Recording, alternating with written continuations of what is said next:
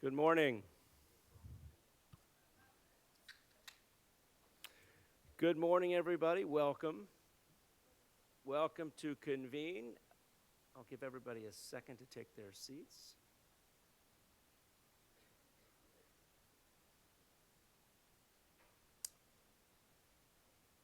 Well, thank you for joining us on a beautiful winter day here in Washington, D.C. My name is Peter Greenberger, and I am publisher of The Hill. I am delighted to welcome you to A More Perfect Union. And I think that the question mark is a nod to some of the challenges that we face as a country in terms of finding unity. The annual State of the Union, scheduled for next week, is a time to take stock of what has been accomplished and what still needs to be done. It's a time for national introspection and to think aspirationally about what America means to all of us. Today's program is our attempt to have a conversation about the ideas and issues that Americans need to deliberate over, to move a polarized nation back to a place of civitas, where differences are built on a foundation of mutual respect. From issues surrounding race and social and economic inequities to education, technology, and civic engagement, we will be exposed to a range of perspectives today in this time of national reflection and goal setting. First, a few quick housekeeping notes. In addition to our audience here at Convene, we're also live streaming on thehill.com. Please keep your phones on silent throughout the program. But we do encourage you to join the conversation on social media. You can follow us on Facebook, on Twitter, Instagram, and LinkedIn at The Hill Events, and join the conversation using the hashtag TheHillAMPU. Finally, those of you in the room will receive an electronic survey following the event, asking you for your opinions and your constructive suggestions. Please do fill that out. We're always looking for ways to make these events more engaging and dynamic. Before we begin, I want to say a special thank you to our underwriters today: Philip Morris International, Burson Cohen Wolf, No Labels, and the Governor's Wood Foundation. We are grateful for their support for this independent editorial program.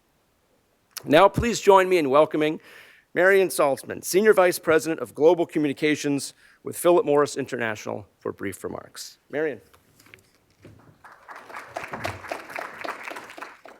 First of all, thank you very much for having us. I just have a few things to say, and I'm really grateful to be allowed to speak as quickly as I speak, because finally I'm standing in front of an American audience.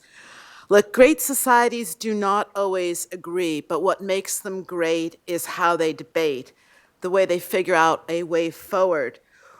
We at Philip Morris International welcome a 21st century debate about what can make this century one of opportunity, of innovation, and of better choices. It's a debate that puts people at the center of both the challenge and the solution.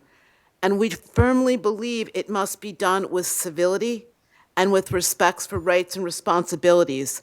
And that's rights and responsibilities of companies, of consumers, of regulators, and of reformers. We at PMI are working hard to be part of a constructive component of civil society, and that includes civilized conversations about ways that everyone can make the world a better place.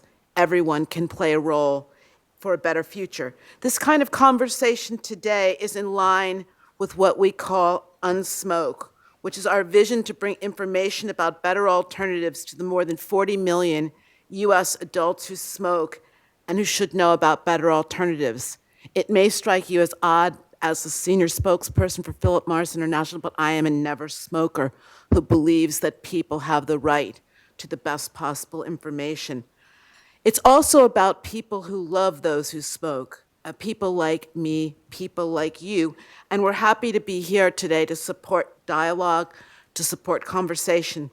As an American-traded companies whose roots are very much here, whose future is very much aligned with yours, from PMI and from all of us, thank you to The Hill, thank you to our fellow underwriting organizations, and thank you all for being willing to enter into a collaboration with us. We do not need to agree.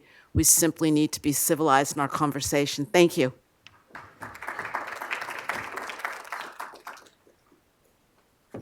Thank you, Marion. For the first conversation of today's program, I am pleased to call on stage Congressman Greg Stanton of Arizona. Joining him is Bob Cusack, Editor-in-Chief of The Hill. Gentlemen.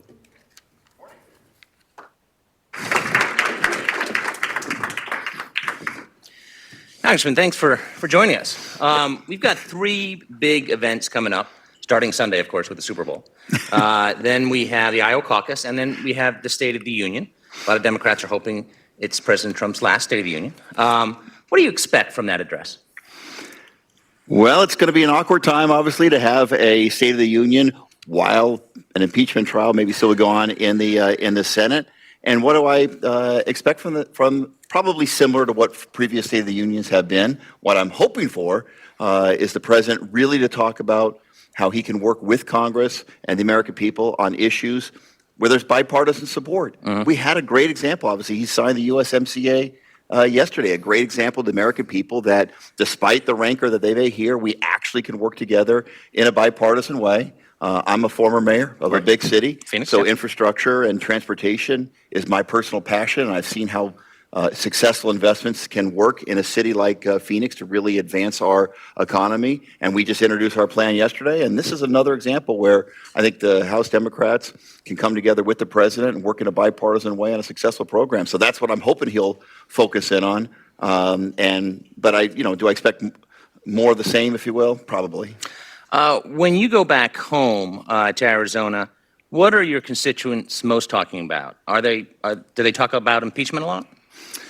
Well, look, the truth is when a member of Congress goes back home, you can hear what you want to hear depending on who you tend to hang out with. If you go to the local Chamber of Commerce, you're going to hear one message. If you go to your local partisan club, you're going to hear a different message. When I go to the grocery store, that's probably where you get the person on the street, if you will, their real opinion. Healthcare is probably the number one issue. I hear a lot about trade and trade-related issues. Arizona obviously is a border state, so trade with Mexico in particular is a hugely important issue for our community. So that's in the news a lot. So people bring that up, education as well. So the core issues that probably most members hear about. But when you go to your local Democratic club, sure, you're going to hear a lot about impeachment and those sorts of things. Other than impeachment, transportation has been in the news this week. You serve on that committee. The House has unveiled a big transportation bill. Do you think that could get done this year? Yes, and a lot of people thought the trade deal with Mexico and Canada was not going to get done. The differences were too great, et cetera. Look, we had a chance to work closely with Bob Lighthizer, the U.S. Trade Representative, who did a spectacular job representing the administration, working in good faith with all parties involved, including our caucus, the House caucus, and he cut a deal with us. And the president stuck with the deal, and that's why the deal got done. There's your perfect model for how we can get transportation infrastructure investment much needed in the United States of America. Look, we're in a competition. I want, just like everybody in this room, I want the United States economy to be the number one economy in the world for as long as possible. We're going to get that not by wishful thinking or osmosis. It's going to be real investment in infrastructure, real investment in education. And I think that what unites us, the president ran on infrastructure, one of his top issues when he ran in 2016. He's going to realize that model, but just with USMCA, can be followed with infrastructure. So I'm actually an optimist when it comes to that. And as a mayor of a big city in which I went to the voters when I was mayor of Phoenix and asked them to support a 35-year, $32 billion plan that needed new revenue, and the voters overwhelmingly in a bipartisan way supported that investment. And Phoenix, with our investments that we made in infrastructure, has had $12 billion of public and private investment along our light rail. If you haven't been to Phoenix, my city, it's been transformed that city in such a positive way. We need to do the same thing for the United States of America. Now, the economy, by many measures, is doing quite well. But we also have record deficits. Should the transportation bill be paid for? Yes. And that will be one of my criteria for voting on this, is that we have to have a pay-for system. And I think the idea, as you saw the announcement that was made just the other day, we're going to work closely with the administration and work in a bipartisan way to come up with a pay-for, and there's going to have to be compromise, and that's the nature of the business that we're in. Should a gas tax increase be on the table? Yes. And we've seen gas tax be on the table across the United States of America. Republican governors across the United States of America have introduced gas tax increases so that they can advance their states and do better when it comes to receiving federal support. Federal government needs to be a much better partner with state and localities around the United States of America. We haven't been nearly as much over the last few years. Cities like mine have had to go it alone, if you will. We need the federal government to be that better supporter, and we should not take anything off the table. I don't want to prejudge the negotiations that are going on, but certainly we'll be looking at things like the gas tax. We'll be looking at passenger facility charges so we can advance America's airports. We'll be looking at harbor maintenance fees so we can advance transportation along our harborways. And we got to have an open and honest conversation. My experience as a leader of a major American city is that when you have an open and honest conversation with the people you represent, explain to them that if they support certain revenue and it goes to benefit their lives, like transportation infrastructure does, people are willing to support that. I think the exact same thing will happen here in Congress. Has to be done in a bipartisan way. We have to come together on it. Some people think that's impossible, but I would argue the trade deal is a good example of how we can positively move forward.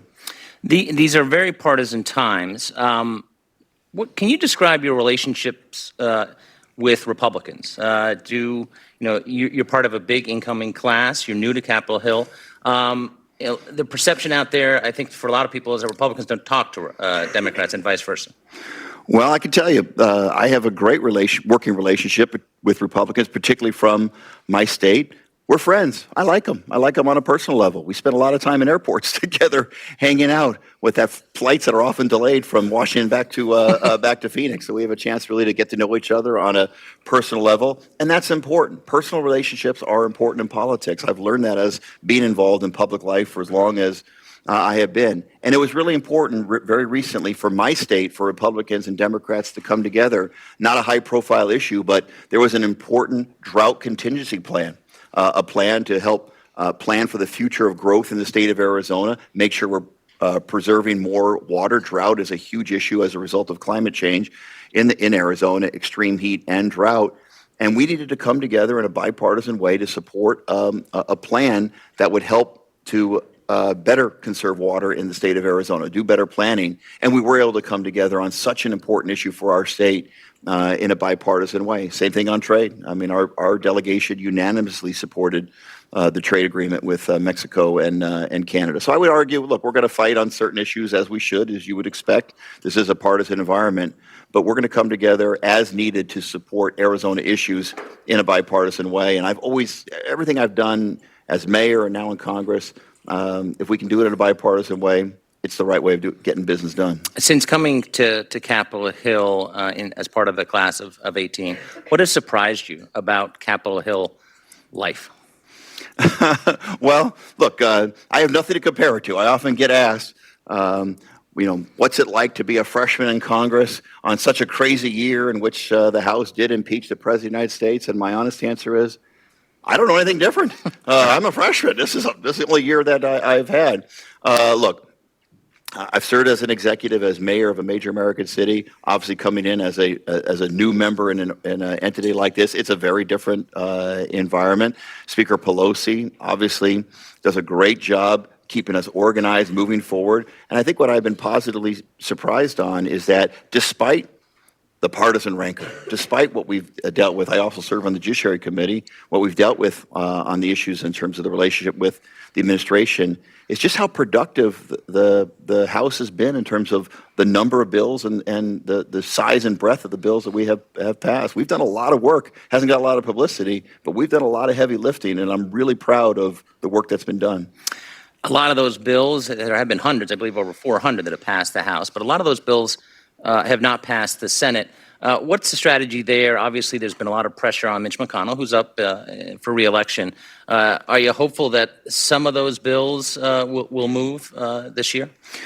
Yes. Look, the reality is that we've passed over 400 bills. Almost 300 of them are bipartisan bills that are worthy of at least an up or down vote in the United States Senate. And I think the American people are going to hear that message over and over and over again, is that we on the House side have been highly productive, have passed a lot of bills that would advance American interests in the American economy, and people are going to wonder what the heck happened. And I do think that there will be an election toll taken if the Senate doesn't act on at least a few of these very popular and successful ideas that we've passed out of the House.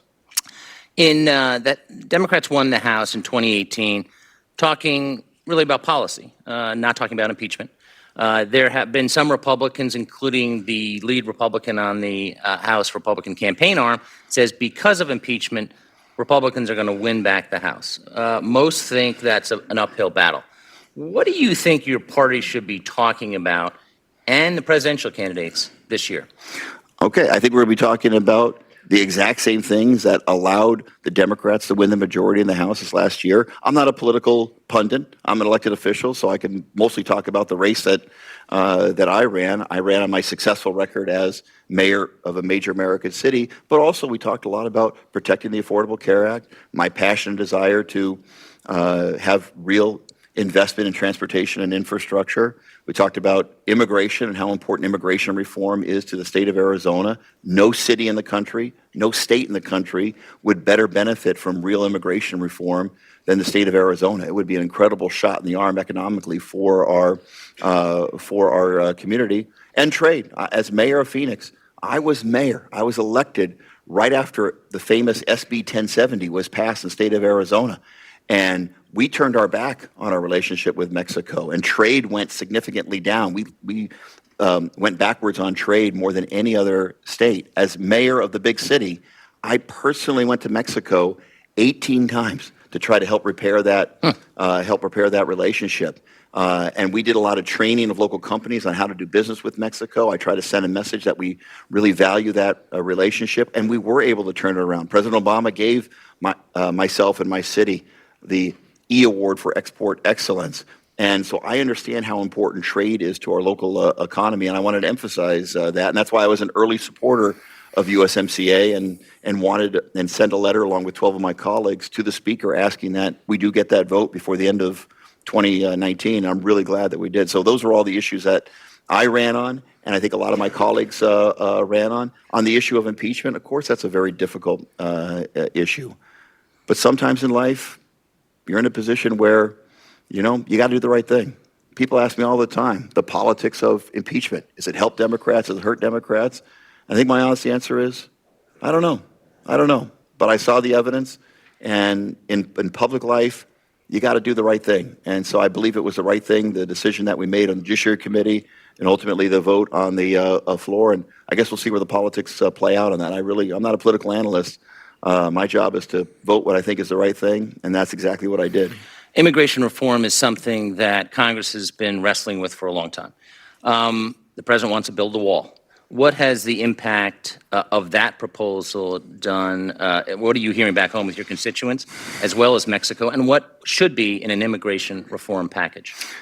Well, look, I represent Arizona. This is the state of John McCain, one of the greatest leaders that we've ever had in the country, let alone representing Arizona. Senator Flake was our senator. They were two Republicans that had the courage to come forward and be part of the gang of 8, I guess it was, that did propose a real comprehensive bill that passed the U.S. Senate by a wide margin and would have passed the House, but I guess the Freedom Caucus killed it at the... Speaker Boehner never allowed it to wouldn't have a vote because it didn't have the votes. That was the right model.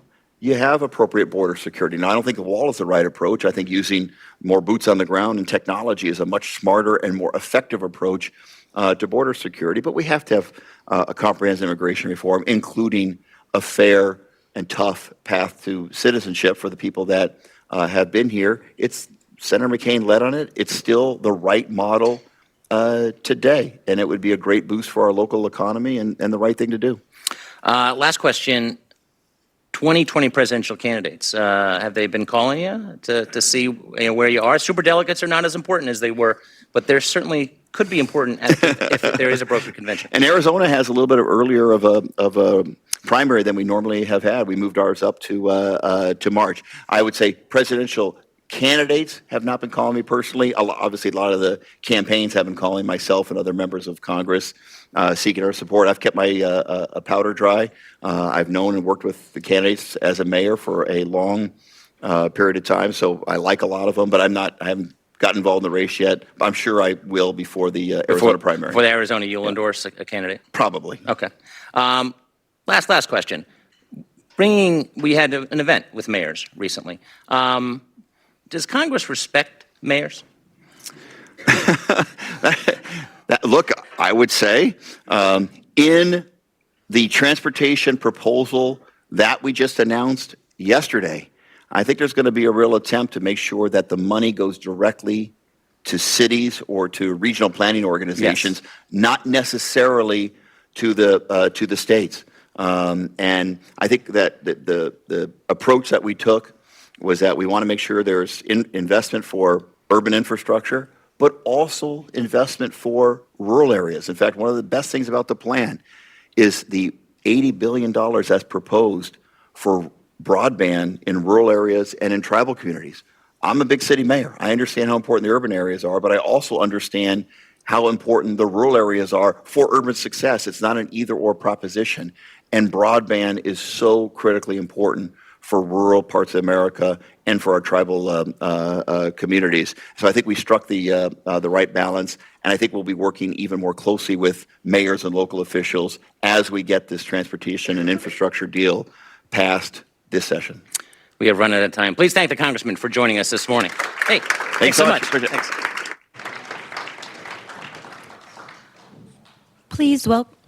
Please welcome Jonathan Rothwell, Principal Economist at Gallup and non-resident fellow with the Brookings Institution, Danielle Solomon, Vice President for Race and Ethnicity Policy at the Center for American Progress, and Sylvan Lane, the Hill's finance reporter.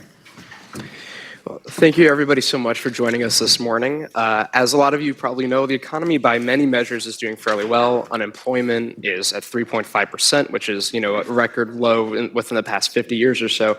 But there are a lot of folks who haven't quite benefited from the full extent of the recovery. And one of those main issues is income inequality and the gap in wealth. And I'm really looking forward to talking about this today. So I guess just to get us started, Jonathan, can you tell us a little bit more about, the differences between income inequality versus the differences between the gap in wealth between white and black families and families of color? And Danielle, if you want to talk after that about some of the driving forces behind that and how that's been created, I think that's a great way to start off our conversation. Yeah, sure. So first of all, wealth inequality is much greater than income inequality, but both are extremely high in the United States when you compare it to other rich democracies. So estimates differ, but somewhere around 20% of income goes to the richest 1% of income earners in the United States. And for wealth, it's about 40%. And both of those numbers have increased over the last 40 years or so. So in 1980, roughly 10% of income was going to the richest 1%. And income inequality is really the main driver of wealth inequality, because the easiest way to get wealthy is to save the extra income you have, invest it in the stock market, invest it in housing and real estate, invest it in hedge funds, and accumulate wealth accordingly as those assets rise in value. And as we'll get into, one of the striking things about wealth inequality is the extreme racial gap. So the average white household has $140,000 in wealth and net worth, whereas the average African-American household has only a few $1,000s in net worth. Yeah, that's right. I mean, wealth is what allows people to move through life seamlessly. It allows you to pay for a house, put your kids through college, respond to that unintended emergency, whereas income, we're really talking about wages, how much individuals make. For, as you said, for white families, it's about 10 to 1. So for every $10 a typical white family has, a black family only has $1. This is not the result of just having low wages. This actually is a result of systematic harms that have occurred in America towards people of color for over 400 years. A lot of the work that my team does at the Center for American Progress has focused on the racial wealth gap because we actually believe that the wealth gap is the present day result of collective compounding harms that people of color have faced. So I can talk a little bit about some of those drivers. There are huge drivers around income inequality because of wages. People don't have enough money to save, not only for like down payments for housing, but also retirement and other assets, playing in the stock market, for example. But it's also about inheritance. What have people of color's families passed down to them through generations? People of color don't get a lot of inheritance compared to white families, and we know inheritance is a huge driver in building wealth in America. Now, I want to jump off a point you made about that because, the saying goes, a rising tide lifts all boats. But as you mentioned, there have been these obstacles that have built up over years and years for people of color in the United States and folks that have not let them, enjoy the full benefits of what we've seen over the past 10, 11, 12 years. Can you tell me a little bit more about those barriers and those specific instances? Yeah, part of the reason we have this wealth gap, again, is not about individual choices people have made or families have made. It's really the result of intentional public policies that were implemented over time. So when we talk about universal policies like the GI Bill, for example, that's a great bill that was targeted towards veterans returning home. But what we found is that it actually was targeting white male veterans. Many Black veterans didn't have access to those benefits. Those were benefits that allowed white veterans to go to school, buy a home, and really provide seed capital to them and future generations. We see public policies around even building highways. Highways were built that broke predominantly African American, like middle class neighborhoods apart in order to help white families move in and out of urban centers where there were jobs. There have been multiple government interventions over time that have really made it harder for Black families and Latino families to build wealth in America. And drawing on that, if you look at the housing market specifically, you can really see how those historic mechanisms carry over into the present day to contribute in a very important way to the racial wealth gap. So in the 1920s, there were explicit policies that zoned certain segments of cities only for African American people and only for white people. So in Louisville, for example, this led to a Supreme Court case that eventually struck down these kinds of laws, but then the other mechanisms were put in place to make sure that the races live separately. So there were covenants that were put on mortgages and deed restrictions that made it so a white homeowner could not sell a home to a Black person, even if he or she wanted to. And that was in place until the 1950s when the Supreme Court struck that down. But then we still have zoning laws that discriminate against low-income and middle-income homeowners because they block apartment buildings and they block townhouses and attached single-family homes from being built in rich neighborhoods all around the country. Those emerged in the 1920s during a period of rather intense racial discrimination and have continued to this day. And every city in the country has zoning laws, and the suburbs the rich suburbs tend to have exclusionary zoning laws. And so this all contributes to the rather extreme segregation that we have in the United States. And that in turn affects the valuation of assets in Black neighborhoods. A recent study that I did with Andre Perry and David Harshberger of the Brookings Institution found that majority Black neighborhoods lose $156 billion in wealth each year just through the housing market from the devaluation of homes in those neighborhoods. So the way we did that is the studies, we found that if you compare homes that have the same size and other physical characteristics in a Black neighborhood and even have similar schools in terms of test scores to the same home that looks exactly the same but is in a white neighborhood, there's a 23% penalty for the homes in Black neighborhoods. And we know housing, even though it is like a risky asset, it's the best asset in America for building wealth.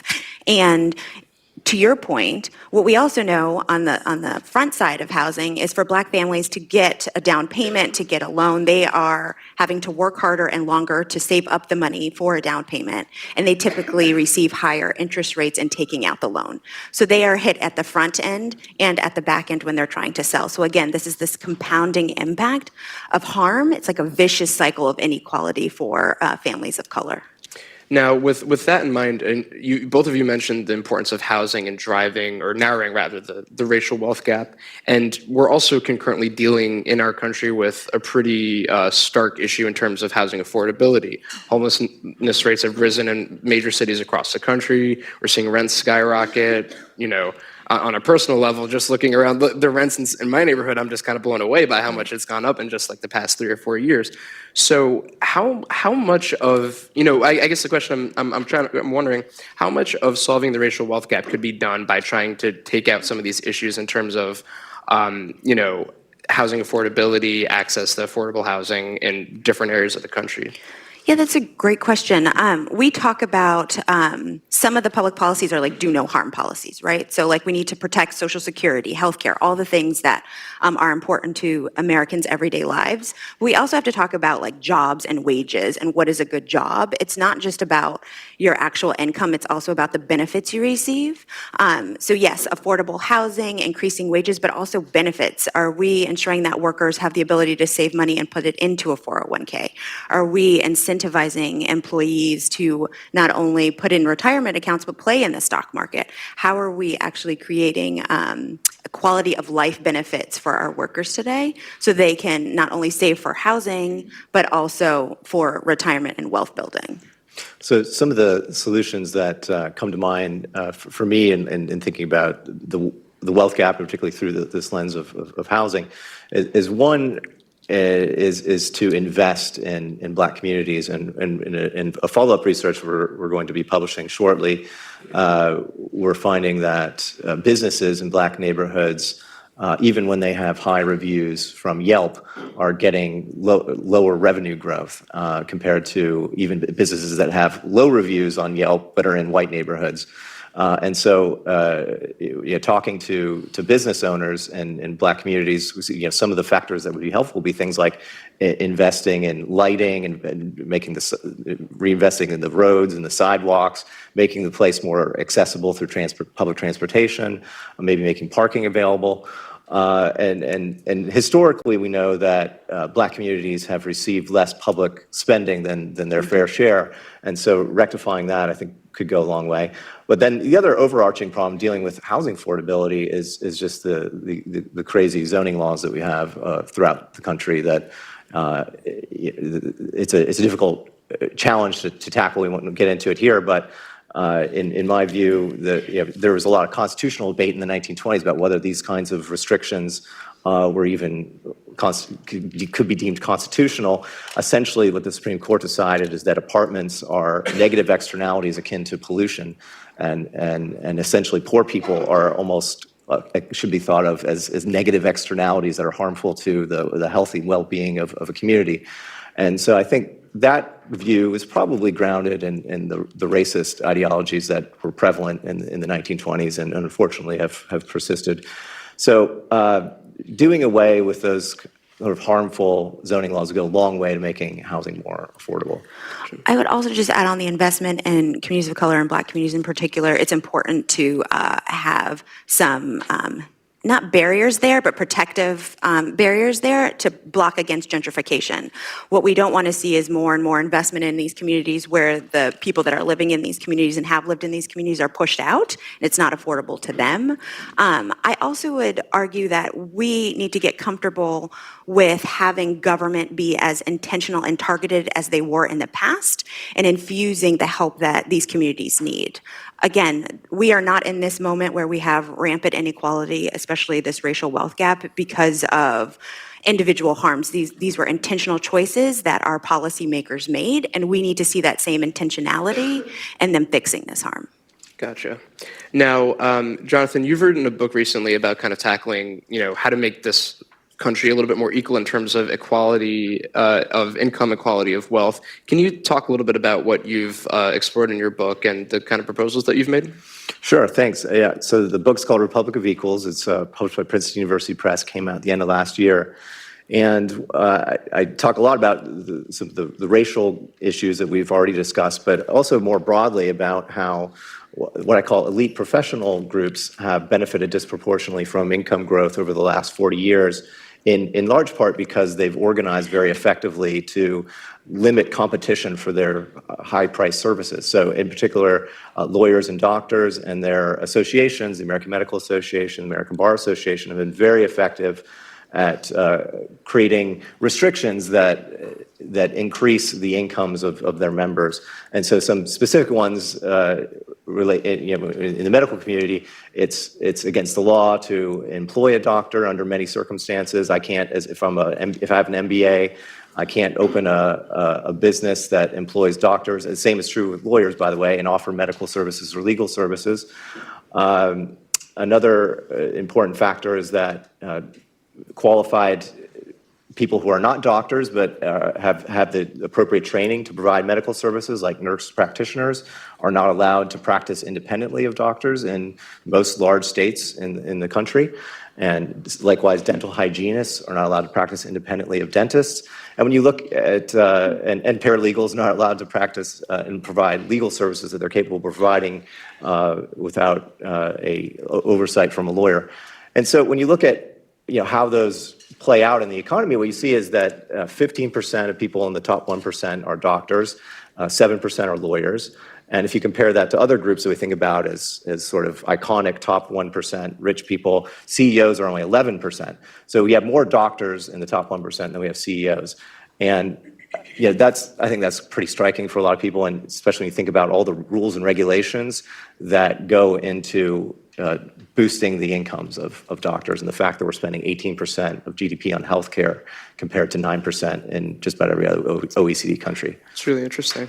And Danielle, just to wrap everything up, what are some of the solutions that you've been thinking about and working on at CAP, and laying the groundwork for the next few years of trying to right the system and rectify these issues?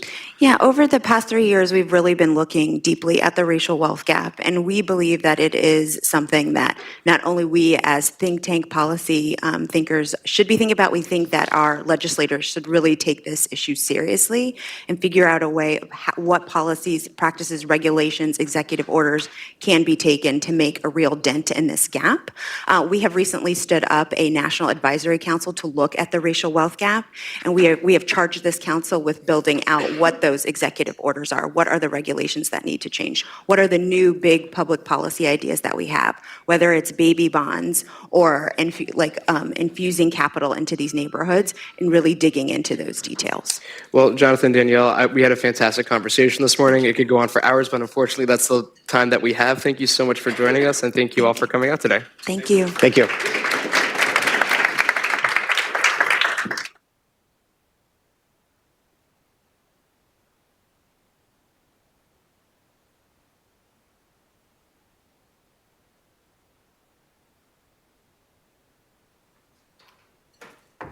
Good morning. I'm Sam Myers, Jr. with Direct Impact. We are Burson Cohen & Wolf's grassroots public affairs agency. We're excited to be here today. Burson Cohen & Wolf is one of the largest integrated communications agencies in the world. We think about a more perfect union and how to move people in getting there on behalf of our clients and our staff every day, and thinking about civic engagement and how trust can foster the gambit from tribalism to coalitions, and how engaging people and communities where they are about what makes them who they are is incredibly powerful. And thinking about tech and how diversity, inclusion, and a culture of belonging as drivers of innovation will be just as pivotal to AI and IoT integration as 5G. So needless to say, we jumped at the chance to be a part of moving these conversations forward today. These conversations are inherently human. And for me personally, having grown up in politics, my father worked for the Carter administration. I spent my life on presidential campaigns in the Clinton administration, in the Obama administration. My life has informed me that people are policy.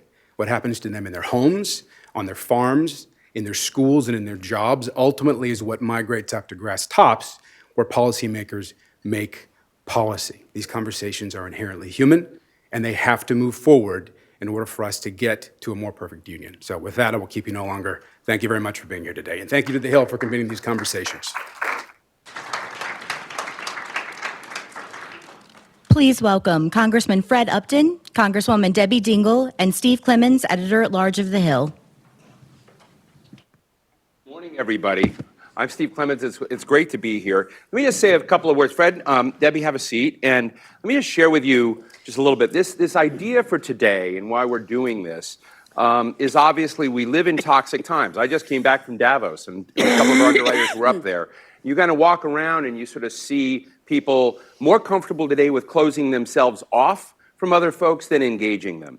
And when I was at the Atlantic, when I was at the New America Foundation, we did a forum called The Real State of the Union at one point on say, how are things really going in education? How are they really going across racial divides? How are they really going in infrastructure? As sort of a foil to what we would usually hear from whatever president, Democrat or Republican might be, and kind of do a point at the, the galleys kind of discussion and a pat on the back. And we're just living in toxic times. And I just want to give you that preamble to two excellent members of Congress, Fred Upton and Debbie Dingell, who shouldn't like each other, who shouldn't hang out with one another. They're both from Michigan. They're political in a way.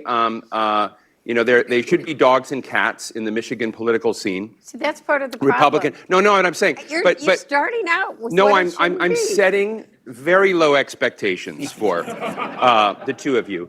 And I guess I want to start out because, I want to ask you both. I mean, the reason I invited you both here today was to focus in on this question of why you're able to be as close as you are. I want to kind of ramp up that you do work together, you applaud each other, you want each other to run again. I mean, and whenever I've had you speak before, you say so many nice things about Fred Upton. Fred and I were at a bar the other night. That's where I'll leave it. Was in a bar. Well, we were at a bar. I would have voted against prohibition. Let me exactly, just yeah. that, so. But in the same thing. So first, why? What are you two doing that could be something that could become contagious in the good ways, more broadly than we are? So, Debbie. I was going to say age before something. Yeah. Well, I mean, I love you, but Yeah. I don't even like the way you start out. That's great. I mean, we got a problem right now. Yeah, in this, exactly. The Congress that everybody's like instant. And actually, I think that you'd be surprised at the number of friendships in the. Well, we want to hear about that because I think, in the we've got a lot of people Congress. watching So online I as think well. People do talk to each other. Fred's been my best friend since I've come. Yeah. He was very close to John Dingell. We are the same age, but he's older. We'll always be older. We have a lot of the same values. We care about a lot of stuff. We watch out for each other. We really are like a brother and sister. And I got my stripes from, Debbie's husband, John. I mean, John was the dean of the House. He was the most powerful committee chairman probably ever, just about. And he got things done. And, today we have divided government. I mean, if you want to get things done, you got to work together. And I learned, John was my chairman. I was his later on when we took the majority back. But the lessons I learned from him of working together, and, the proof was in the pudding. We had, President Obama was, during my tenure as chairman, he was president the entire time. He signed more than 200 bills. We had some amazing successes, and we're still building on them. Our biggest thing, one would have to say, would be 21st Century Cures. Diana DeGette and I worked on this bill that passed overwhelmingly in the House and the Senate. Remarkable advances now in science. Diana DeGette and I are now working on 2.0. We've got hundreds of recommendations. We plan to introduce it in March. But instead of being the Upton-DeGette bill, it's going to be the DeGette-Upton bill. But we're working with both of our leaderships. But we're here to get things done. We're not here to throw bombs at each other. And there's a lot of us that really do want to work together. And that's, again, with divided government.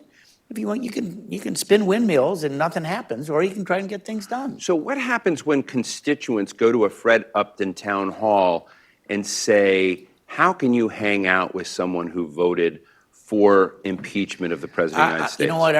Our skin gets pretty thick. Yeah. They throw a lot of, But crap at us. but I think it's very important because sometimes you have individuals like yourselves who can, have independent, do things. But then you're also trying to represent the needs and aspirations of people in your districts who supported you. You know what and I right think? now, the gap between those on a lot of issues, whether it's climate change or But impeachment. I think a lot of people back home, a majority of folks, I'm a swing district, Debbie somewhat is as well. I think people, constituents, they don't care if you have an R or a D next to your name. I actually use this a lot. They don't care. They just want to get things done. I've been to Debbie's district a lot on official stuff. She's been to my district a good number of times. Always snow. Yeah, yeah. This last week it was snowing. I go, Debbie, are you over here on my side of the state? I don't know. But that's where people are. They're not, in Michigan you don't register by party, but people just want to get things done. They're tired of the dysfunction that they see in DC. And why can't you all work together? Well, here's a case where we do. We actually have done fundraisers together, Debbie and me. Debbie, you. I want to build on that, though. Right. It's also on us to teach. I was at something in the fall that it's a thing that we do. It's awards that we give. I chair a group of business, labor, and government back home, and we do an awards, Shining Light Award, which focuses on people working together. And it was the week that George Bush and Ellen DeGeneres had been nice to each other. And I made a comment that we could all learn from them, that, we need to respect each other. So at the end of the event, off I go to the ladies' room, and two young Arab girls come up to me and start screaming at me in the ladies' room. Well, I didn't back off. I said, no, you're wrong. You're too young to hate. And it became a scene in the ladies' room, because you know how lines form after a long, that I didn't back down. And I think part of it's up to us to say, you got to listen to each other. God gave us 2 ears and 1 mouth for a reason. We got to respect each other. We got to listen to each other. You can disagree agreeably. So let me ask you this. And you and I have talked about this before. One of the most ascendant behaviors in Washington today is bullying and bulldozing and not listening, but screaming more loudly, whatever view you may have already. You're of a different ilk. How do you beat back bullying? How do you beat back that with your colleagues, with other kind of stakeholders in the political and policy process? Debbie. Sorry, Fred. Well, I do it situation by situation. No, but I'm asking you how you take that behavior viral beyond your. I can be pretty intense in case nobody noticed it. But let's take the president. First of all, I was stunned. I was with Fred when it happened. Just so you know, the president attacked Debbie Dingell. And John. And I was with Fred and actually some other Republicans, and they were great. They didn't want me to leave, and I was like, I'm not ruining your night. And I was like, I'm not going to respond. We got to use this. I took a deep breath and said, how do we show people that we got to be civil to each other? But then guess who responded? And if I engaged, it would become a tit for tat. Right. But I'm not always that. I said to Steny Hoyer on the floor after PFAS, I showed you I could be calm. I did with the president. He goes, where were you this week? So I do think you got to, each moment, nobody's going to bully me. And I have people who try to bully me, and I will step up to that. But you also got to take each situation, like with those kids. I stay calm but strong. Right. You got to kind of. Fred, you did respond. Well, I did. Well, it was just by happenstance. It was the night that we actually had the vote on impeachment in the House. So, I don't know, it was 8 o'clock, 9 o'clock. I was going to go home, and we're both co-chairs of a group called Problem Solvers, an equal group. Vice chair. I meant to say we're vice chairs. And so I was going to go home, and they said, no, it's important that some of us get together and just, make sure that we're talking to each other. We're all pretty good friends. We meet literally every week. And I said, well, it's 8:30. I left at 6, and said, I'll go if Debbie goes. So Debbie says, okay, you're driving. So I get in my little car and we go off. It's at Carmine's little restaurant, not too far from here. I drop Debbie off at the door. I find parking. I go in, and there's about 10, 12 members, 15 members maybe there. And all of a sudden, and the president's speaking, not in my district, but the next county over. And, he comes out with this deal. And I look at my phone, my staff is there, and they said he just went after John. And Debbie shrieks, And, Shriek. yeah. You said he just talked about you, and then he's, So I got home and, I did a tweet and frankly, I talked to the president a little bit later on. I said, you need to apologize for this. This is not who we want to be. We are a better country than this. And let's let issues drive us and not have some personal attacks or innuendos. It's just, it hurts trying to get things done. We have a big agenda that we want to work on, whether it be infrastructure or reducing drug prices or, finding cures for cancer, all these different things. And the last thing, the thing that really gets in the way is when we're throwing hardballs at each other and actually hitting people. That's not good. Are you too optimistic that the tone and willingness to work together is going to change, or do you suspect that the divides between parties, the dysfunction is going to persist? Well, I'm a Cubs fan, so I'm an optimist. We did do it once in 100 years, I'm encouraged, which is why I'm here. I mean, I never thought I'd be in Congress this long, but I feel that I'm making. Longer? Well, the voters always decide that. So, but we do want him to run again, don't we? Yes. I want to work on things that brings us together and solves this divide and to be part of that solution. That's why I'm here today. Debbie? I wrote my thesis in the 90s on civility in Congress. You study the history of it, we go through periods. But you've got to have people like us. You need leaders. It's about leadership. And, I'm going to work really hard to restore that leadership, to bring people together. Let me ask you one thing. Ibram Kendi, who I'm going to interview at the end of the show today, who's written a book on how to be an anti-racist, quoted in his tweet he did the other day from Martin Luther King. He says, my real problem sometimes are not, the racists out there. It's the moderate white guy, essentially, who prefers order over justice. Are we at a time where we confuse, because I talk about this, because I know I feel like a centrist, I want to see it be a problem solver, but are we sacrificing justice or movement on things like climate or racism or economic inequality in order to be in the middle somewhere? How do you square that in your own minds? Dr. King said something along the lines, this is not quite an accurate quote, but it's certainly paraphrasing correct. The day that we stay silent is the day that we start to die. We have to stand up. I mean, not in an evil or nasty way, but just point out injustices that are out there and pledge that we'll not only speak out and identify those, but work to correct them. Mm-hmm. I said, I do a lot of Dr. King ceremonies, always have. If he was here today, he'd think that, it's not a dream, it's a nightmare. And we've taken steps backwards from where we were before, we're certainly where we want to be. Debbie, final word? This country's being divided with fear and hatred. And Russia, by the way, is trying to do it. We all need to stand up to hatred and to fear. And nobody can stand by silent. And start with Facebook and social media. Yeah.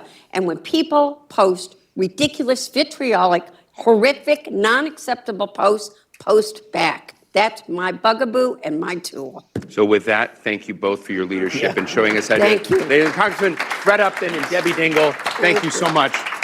Thank you, Fred. Please welcome Mark Howard, Founding Director of Prisons and Justice Initiative at Georgetown University, Nicholas Turner, President and Director of the Vera Institute of Justice, and Raphael Bernal, staff writer for The Hill. Well, thank you all for being here. We're going to start right away. So Nicholas, we have a system, a rights-based criminal justice system. We have the Constitution of the United States, affords every individual certain rights, and we talk about it being the most powerful democratic document in human history, arguably so. And our criminal justice system doesn't seem to reflect that. What went wrong? Well, we should begin by talking about exactly what is wrong. I mean, I think one of the things that I would begin by describing to the audience is that we have a system that is an international aberration. We incarcerate more people than any other country on the globe. We didn't used to do that, but I'll give you an example. We incarcerate 10 times the amount of, at a rate 10 times the amount of what Germany does, for example. In the early 70s, we were at the same level as Germany and our Western European peers. And in response to the civil rights movement and what was deemed unrest in urban environments, a lot of fear-mongering started, mandatory minimums, and we took off, and our prison system grew 700% over the course of 45 years. So part of what's wrong is the way we've played politics with the justice system, and the way that we have branded certain people as threats to safety.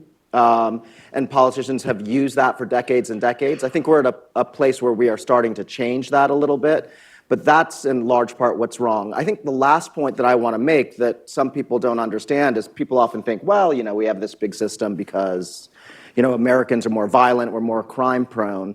In America today, one in every two families has had an immediate family member incarcerated within the last 10 years. Are we that criminal in this country? I don't think we are.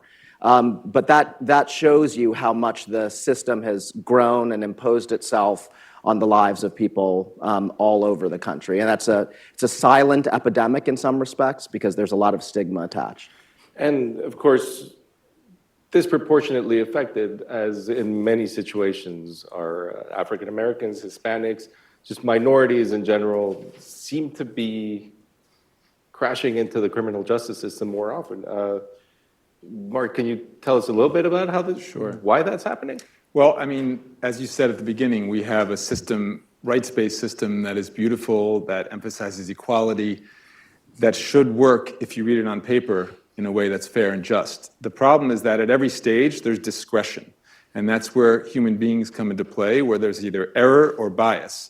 And what you see is at every single stage of the criminal justice system, dramatically disproportionate effects on people of color. So whether it's arrest, so with policing, whether it's who gets charged versus who might get sent home with a warning to their parents, who gets convicted, what their sentence is, the length of sentence, even when they're in prison, who gets sent to solitary confinement, how people are treated in prison, the chances of parole, and then the chances of success upon reentry. At every single stage, there are discriminatory impacts.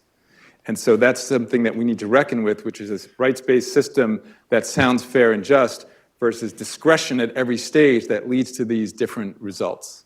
And that's a huge problem. One point just to make about this rights-based system is that the rights are interpreted in a pretty hollow way. So I'll give you an example. In the Constitution, the Eighth Amendment bars cruel and unusual punishment.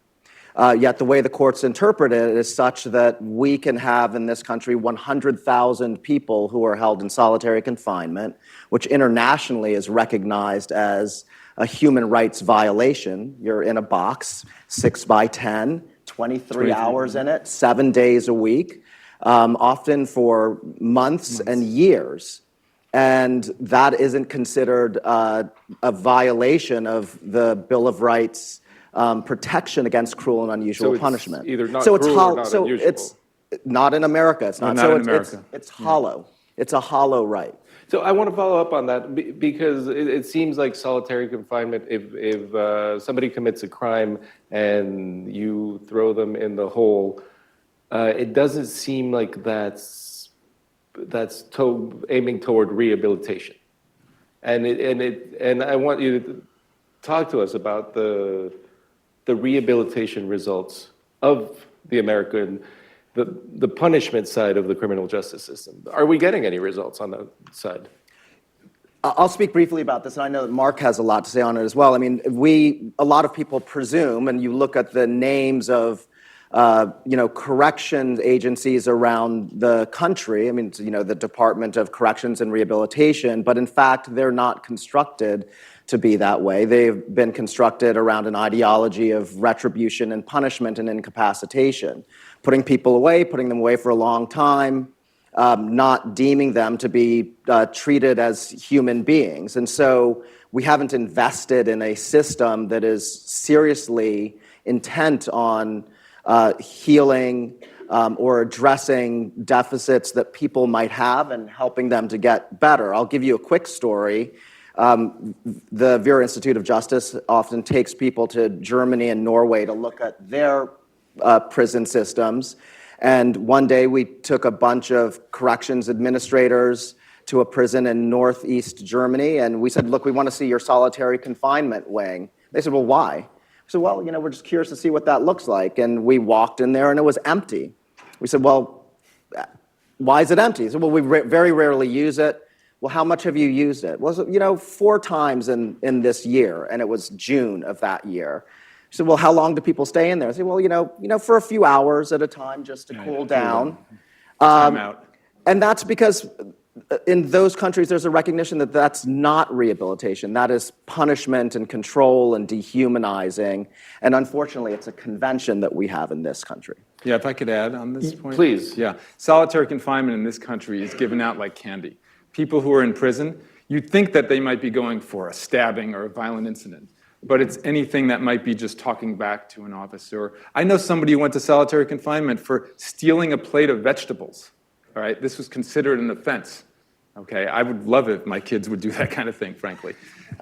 Solitary confinement is a huge problem and a human rights violation that takes place every single day. And I'm someone who spends multiple days a week inside of prisons and jails. And I often ask people, how much time they spent in solitary. And almost everybody has been there, and often for months and sometimes for years. But in terms of rehabilitation, we have the solutions at our fingertips. We can solve this problem of criminal justice and ultimately recidivism, which is by providing positive programming, by treating people with respect in prison, by giving them educational opportunities, vocational opportunities. They will transform, and when they come home, as 95% of people who are incarcerated will do, we always need to remember that. When they come home, they'll be prepared to succeed in society. So we can do it, we just have to have the will to do it. Unfortunately, there have been an increasing number of programs, and mine at Georgetown is a part of that are recognizing this, that are getting support from philanthropists and foundations and others, but we need to be doing this everywhere, in every single prison. And then we won't have a crime problem, we won't have a recidivism problem, we won't have a criminal justice problem, so we can solve it. Pushing back on this, there is a perception, and part of it might be driven by Hollywood and TV, and part of it is driven by very real concerns put forth by peace officers. And basically officers working in prisons sometimes fear for their own lives and argue that they have to use these very extreme tools for their own safety. Does that argument hold water in your experience? If I can answer that. Please. In my experience, it holds water if you have set up a prison under conditions where people have nothing to do, no activities, nothing positive, where they're all day being poked in the eye, right, in their little cages. If you do that to a dog and then the dog comes out and bites you, you're not going to be surprised. But we're doing that to human beings. But if you treat people with respect and give them positive, productive things to do, guess what? They don't assault officers. They don't talk back. They're actually wonderful to deal with. And one of the things that we've experienced in our program at the DC jail, and I heard within just a few weeks of us starting a pilot program at the very beginning, and now we're offering credits and ultimately degrees. We've really moved along. But from the very beginning, I heard there's a culture change. People are no longer violent. People are now talking about philosophy, and they're having debates and discussions and using their words. So this is a solution that actually makes the prison itself run much more smoothly for staff. So there's so many reasons why we should be doing this, and there's cost reasons and public safety reasons as well. I think that's a great point. I mean, if we treat people inhumanely, then that's what you can expect to get back from them in return. I mean, all of this sounds deeply depressing, but I think that we're actually where we are starting to move in this country in a different direction. I mean, we should recognize that everything we've talked about is true. We have a terrible system that historically has treated people very badly, that has imposed its burdens on poor people and people of color far more pronouncedly than others. But we're also at a moment now where there's increasing bipartisan support for reform. And that's an interesting point. I mean, we did see a criminal justice reform in this presidency. It's, along with USMCA, the only big bipartisan bill that's been signed into law this year. Where do you start moving the needle? What are the policy is the federal government where you move the needle? Is it at the state level, at the local level? The federal government has a role to play. The First Step Act was a good first step. But I think some of the important things need to happen. The First Step Act was mostly about rehabilitating people in prison, letting a small group of people out earlier. What we need to be focusing on much more is how you shrink the footprint of the system. So close down the wide part of the funnel that is driving people into the system is a hugely important thing. Our system is not a system. It is actually, it's driven by, 90% of the population in American jails and prisons are state and local. But the federal government still can play a role. It can incentivize, it can model, and so there's work to be done at all levels of government. But I think we have to start increasingly with greater rehabilitation, as the First Step Act started to do. But we really have to lean very hard into how to shrink that wide end of the funnel. We arrest in this country 11 million people a year. That's an amazing statistic. That's a decision that law enforcement makes about its interaction with the public, and that number needs to, that is a big driver of why we see so many people in jail and prison. Focusing on who is arrested, we're running out of time, but I do want you to make the point. This idea of the non-violent drug offender. It's been thrown around in politics a lot. Yeah. Is there such a thing as a category of violent drug offender, a non-violent drug offender? What does this even mean? Let me just make a quick point about the states, because I agree with Nick that that's really where the action is. 90% of criminal cases are at the state level. But there's also a lot of bipartisanship that's been emerging there, whether it's blue states like New York, New Jersey, California that have drastically reduced their prison population by 20-25%, but also Texas, Georgia, Louisiana, red states where it's happening. And so there's this bipartisan consensus is really having an influence on states.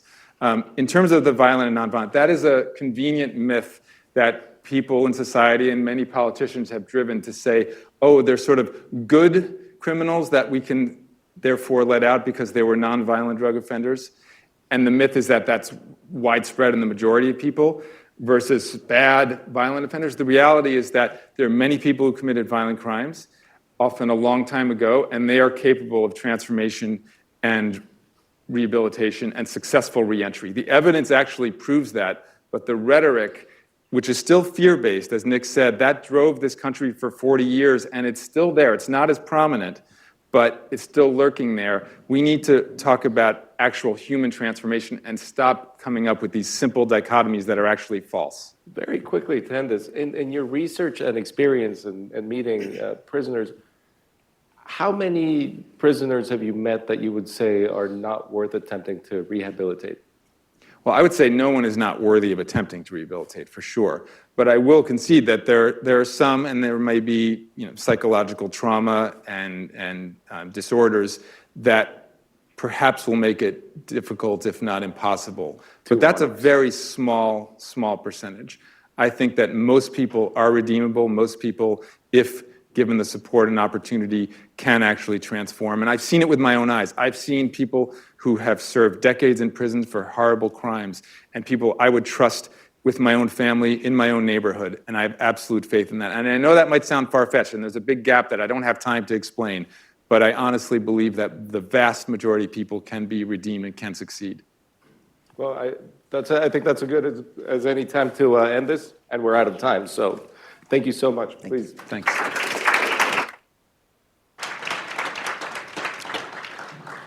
Please welcome Congressman Will Hurd and Steve Clemons of the Hill.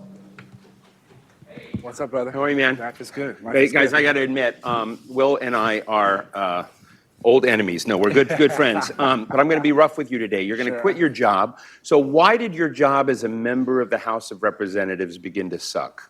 It's not about that it sucks, right? It's funny. Everybody wants me to come out and say this place is terrible.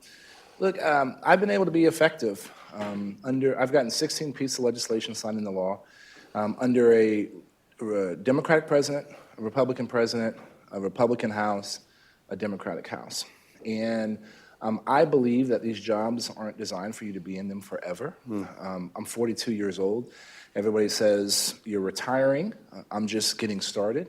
And I plan on continuing to talk about the issues that I care about in a different way. And so, I'm thankful for my time up here. It was great representing my hometown, but I want to be able to continue to talk about technology and national security, and there's other ways to do it rather than just being in Congress. And ultimately, for me, there's going to, you need to go out and help recruit and get other folks that are interested in serving in this place and making sure that we have people that are interested in solving problems rather than just throwing knives at each other.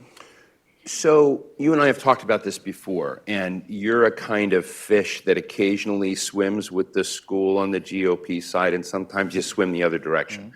And you've challenged the President of the United States on the wall and said, we have a choice of a smart wall or a dumb wall. And you've challenged on other fronts, and sometimes you're with them. How do you think, in the spirit of today's conversation, do you get people to open their minds, be a little bit less predictable, a little bit less on autopilot, and a little bit more willing to take the risks of the moment to hear the other side of an argument? Sure. So I actually think I'm pretty predictable and straightforward. I agree when I agree. It's interesting, people's self-assessment of themselves. No, right, but look, I agree when I agree, I disagree when I disagree, and all of my positions have been ideologically consistent, right? And so it starts with how our political system is designed. Our political system is designed that the way you win an election is by creating contrast. So if you win an election by creating contrast, then what are you always doing? Creating contrast. If you look at my district, I actually get rewarded by solving problems. And so the fact that, let's say in this election cycle, 2020, let's say there's 40 seats where there's a jump ball, right? It can go in either way. 19 years ago, that number was like 75, 80. 10 years before that, that number was well over 100. And so the fact that the competition of ideas is actually happening in the primaries rather than the general election is what has fueled this hyper-partisanship that we're seeing here in Washington, D.C. right now. And so if we're going to continue this focus towards a more perfect union, we have to move that competition of ideas back in November. And that's important for all of us to be engaged in that debate, because the only way big things have ever gotten done in this country is when we do them together. And we have some generational defining challenges that we're faced with. And the only way we're going to meet those challenges is if we actually try to solve the problem together. And we need more people that are willing to do that. And, it starts with primaries, whether it's far left or far right. If you're talking only 2% of the population, that is going to change. That is not reflective of the broader district or even the broader country. I'm going to try and ask this question, but I may step in it a little bit. But you are the only member of the House of Representatives in the Republican Party who is black. But you were elected in a district that is 70% Hispanic. And so you were, in a lot of people's minds, you should have been elected in North Carolina, South Carolina, Georgia, somewhere else. How do you get beyond, and what is the burden of identity politics? And how do you get others to sort of look beyond that? Or how do we solve this issue? Because, I keep reminding people who know we are friends, and they talk about you being the, what's going to happen with Black Americans in the GOP in the House. But, I know that you think beyond that. So can you share your thoughts? Well, so the African-American population in my district is 4%. Latinos are 70%. When I first got elected, everybody asked me that question: how did a black dude get elected in a Latino district, right? A black Republican at that. Yeah. And I would say, yo soy un Latino en mi corazón, right? I'm a Latino in my heart. And guess what? It doesn't matter. Show up, right? I don't care what community you're from. You care about putting food on your table, a roof over your head, and that the people you love being healthy and happy. When you talk about those issues, and whether I'm in Northwest San Antonio, where all the San Antonio Spurs live, or if I'm in the Colonias in outside of El Paso, where some communities don't even have sewage, right? Those same issues are there, and you talk about those. And I always tell a story. There's a place called Eagle Pass in my district, about 85% Latino, 95% Democrat. I showed up to this party, about 700 people, and 212 asked me why I was there. And I was literally the only Republican in the room. And my answer was simple, because I like to drink beer and eat barbecue too, right? And then the second time I showed up, people would shake my hand. Third time I showed up, people would walk by and be like, I'm a Republican, right? And fourth time I showed up, people would actually tell me their problem. Fifth time I showed up, be like, hey, that problem, here's how we sorted it out, right? And so engage in communities that we haven't seen. And the broader, the future of the GOP is, if we can't be, I say all the time, if the Republican Party doesn't start looking like America and appealing to all Americans, there won't be a Republican Party in America. And everybody should care about that because of that competition of ideas I was talking about. So how do we make sure that we spend time in communities of color? How do we talk to suburban women with college degrees? And how do we talk to people under the age of 29? And part of the reason to be able to walk away from this place, just like I left the CIA because I thought I could help the intelligence community in a different way, I think I could help my country in a different way. And one way of doing that is engaging and talking about these important issues to those three communities I just talked about. When you were in the CIA, you used to worry a lot about the Russians. Are you still worried about the Russians? Yeah, 100%. The Russians are not our allies. They are our adversary. Every president since George W. Bush has tried to reset our relationship with the Russians.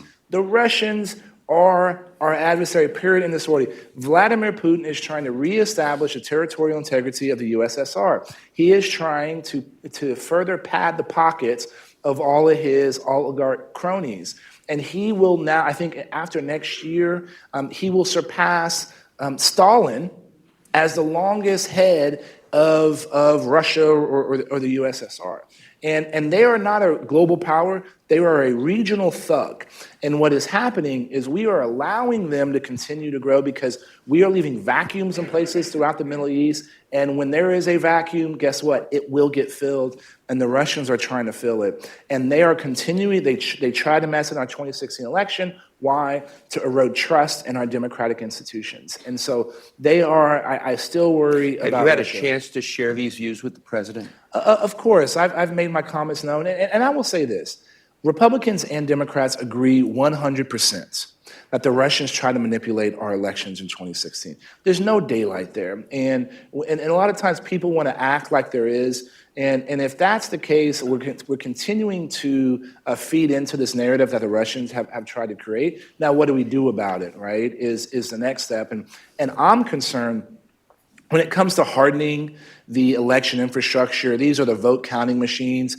Look, it started with Jay Johnson when he was Secretary of Homeland Security, making election infrastructure critical infrastructure, and that means there's more resources available to them. Secretaries of State around the country understand this threat. So the hardening of that election system so the vote counting machines don't get manipulated, that process is going on. But the harder part is disinformation. And we haven't done anything to address from a whole of society, how do you deal with disinformation? We're seeing that right now with the coronavirus, right? You saw that in a number of areas, right. And ultimately, it's not just the federal government.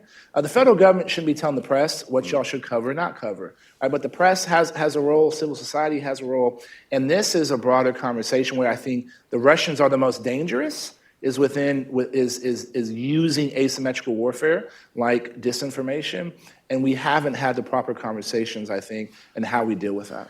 Debbie Dingell slammed Facebook this morning here on this stage for continuing to allow incredible falsehoods, in her view, in her words, and hate moments and distortions, and believes that this is something that really needs to be on. Twitter suspended political ads.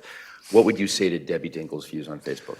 Well, look, it's not just suspending political ads, right? That doesn't stop someone from saying something crazy on Twitter.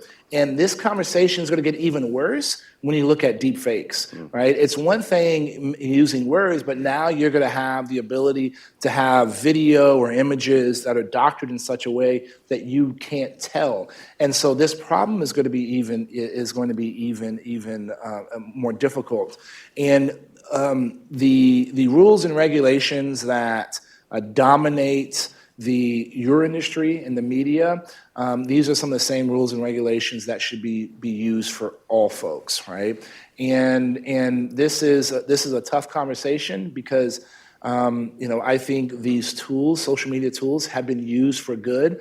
Arab Spring, there was a tsunami in the Caribbean recently. Everybody was able to check in and say you're fine. So this ability to be able to get a message out directly, but that comes with concerns. And I think the how do you deal with that? And part of this is disinformation. What is accurate information? Who should be the arbiter of what is fact or fiction? These are the issues we've been debating. There's a Fourth Amendment because the redcoats, and part of it is protection of papers. Because the redcoats, prior to our revolution, were going door to door to find out people who were writing op-eds, anonymous op-eds in local papers. And they were looking through people's drawers and be like, I want to see a draft to see who was that a-hole that was writing that about, the governor from one place. So this is an issue we have been dealing with for a very long time. And it goes back to what are the principles and theories that we care about, and how do we implement those with new technology? A Will Hurd big idea that was put on the table, not executed yet, was creating a national cyber corps. Sure. You believe you want to draw more young people into, essentially cyber service for the country, et cetera. Do you have any quick thoughts on that? And are there any other big Will Hurd ideas still out there that you wish you had gotten through? Sure. Well, I have 339 days left. I'm not counting, but I have a lot of honeydews. Yeah, I have a lot of honeydews to scratch off. And creating that cyber core or that we need, the problem I was dealing with was to get the security clearances that you need to be effective. Right. It takes too long to do security clearances. I believe we should be able to do a security clearance in 1 week. And we're still working on this topic because this was the biggest sticking point. So this isn't going away. The next issue for me, or an issue I'm working on now, we are in a geopolitical debate and war with China. Period, end of story, right? The Chinese have made it very clear that their goal is to surpass the United States as the sole hegemon in the world. And they're going to do that by becoming world leaders in 10 future technologies. And so they're stealing our intellectual property. They're buying stuff legitimately and then using it for negative gain. We always talk about facial recognition. The Chinese aren't developing facial recognition to make it easier to buy groceries in a grocery store with your face, right? They're using it to continue the human rights abuses against ethnic minorities, the Uyghurs in China. But the way we can deal with this, if a U.S. company or investor can't do something in China, a Chinese investor or company can't do it in the United States of America. If Amazon is not treated like a Chinese company in China, why are we treating Alibaba in the United States like a U.S. company? Right? That is actual true reciprocity. That puts pressure on the capitalist class in China to change some of their behaviors, because ultimately our two countries can exist. We must exist. Right. Our economies are intertwined in a way that the Russians and the U.S. never have been. And real quickly, Will, I want to hear just quick story here. I mean, the President of the United States has been impeached. You weren't thrilled with that ride. You voted against it. But new revelations are coming out in this John Bolton book with someone with direct access with the President on, what we now know is Bolton's view that the President withheld aid very directly because of wanting to get an investigation of the Bidens. How do you feel about that revelation? And then just to wrap it up, what's the Dairy Queen deal? First, I wanted to hear from more witnesses in the House. I wanted to hear from Bolton. I wanted to hear from Mulvaney. And I wanted to hear from Rudy Giuliani, right? Yeah. If Rudy Giuliani is going around twisting arms, what is he doing? Under what authority? Who did he actually talk to, right? When it came time for me to vote, I did not see enough evidence to suggest that there was bribery or extortion, right? I wish the Speaker would have pushed to ensure those people show up and testify. And so that was my position. Dairy Queen, I do a thing He called... invited me at a Dairy Queen Yeah. thing, and I don't know what I missed because I didn't make it there. I do a so. thing called DC to DQ, where I do town halls in Dairy Queen, because ultimately, who doesn't like a cool treat on a hot day? With that, ladies and gentlemen, Congressman Will Hurd, good luck to you in your next 339 days, and good luck in your next role. Thank you, Will. Thanks very much. Please welcome Congresswoman Veronica Escobar and Bob Cusack of the Hill.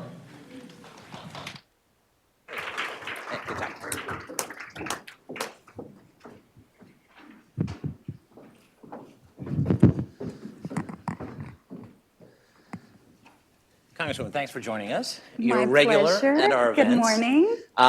The big news, you've been in the news recently. You were selected to give the Spanish language response to the State of the Union. I'm not going to ask you what you're going to say, but can you give us a little bit behind the scenes of how that comes about, how you got the news? It must be quite exciting. Well, first, thank you so much for having me, and thanks to everybody here in the audience. Really appreciate that you're taking the time to be with us.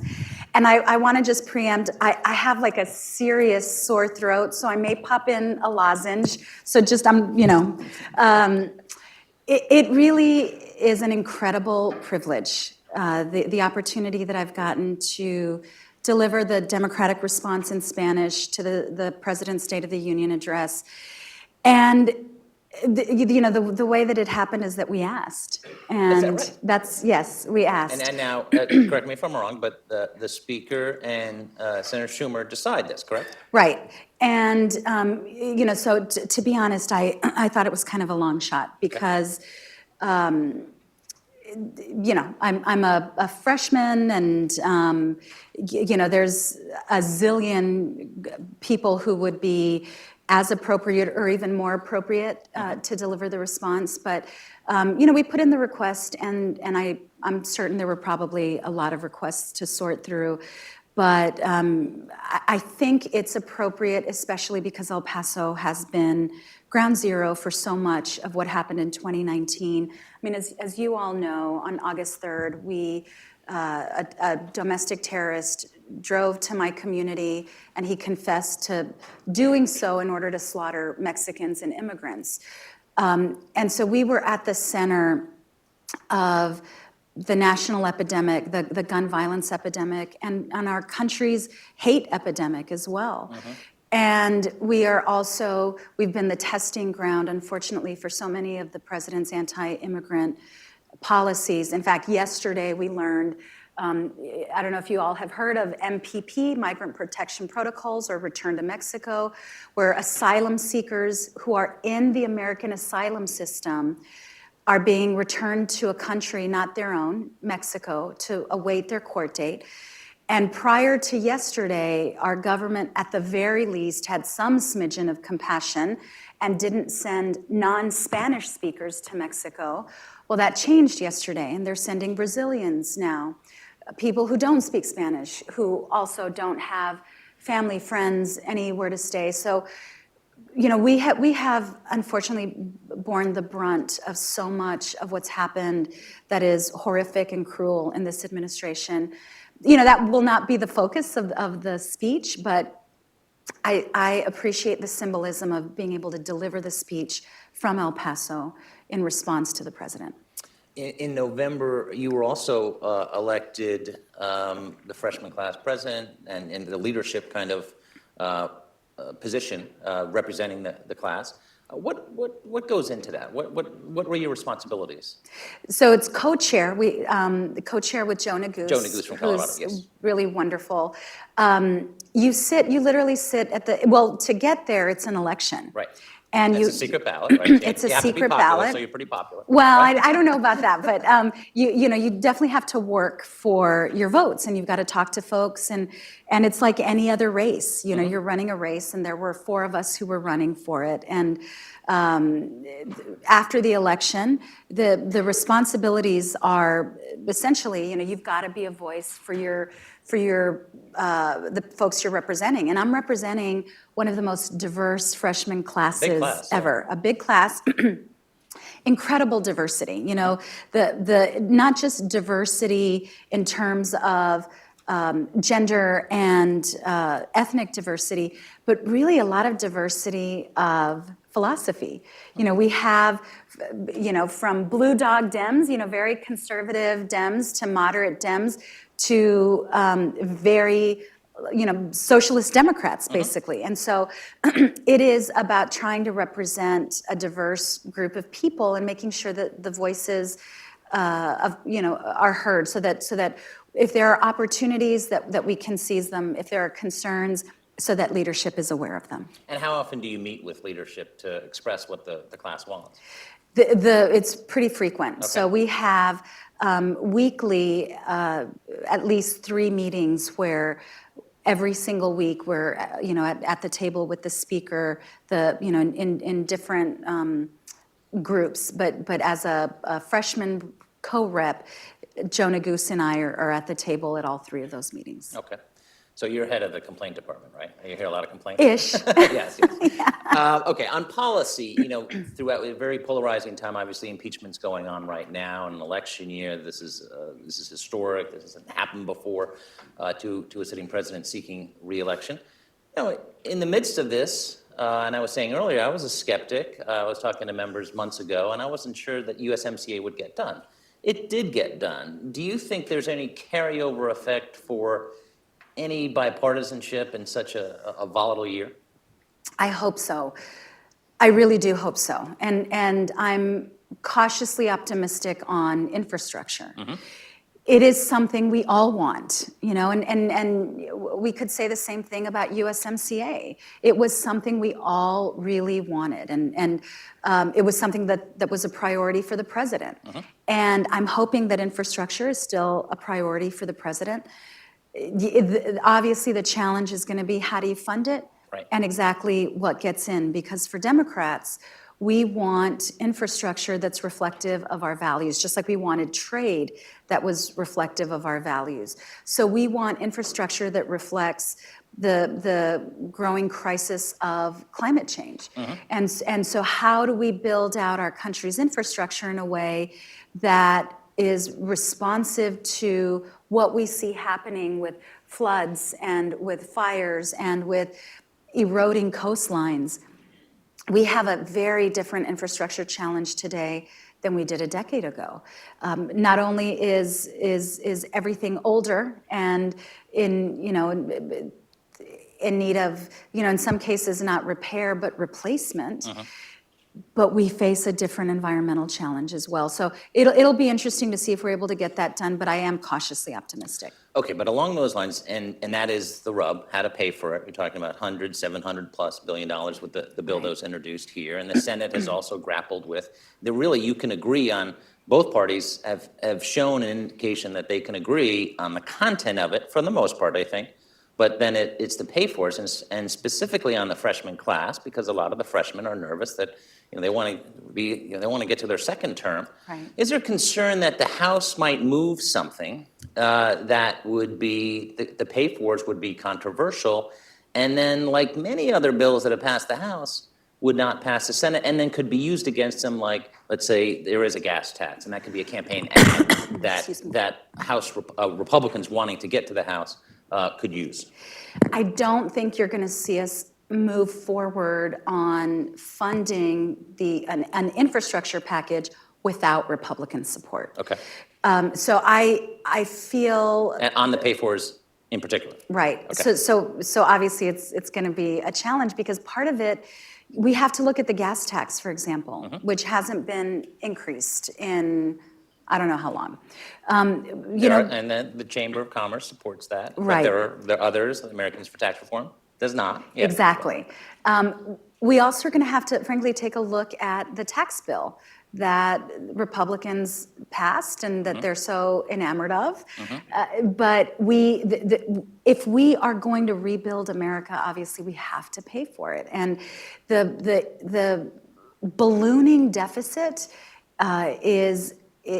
I hope is going to at some point become alarming to Republicans, and they're going to have to reevaluate what they did.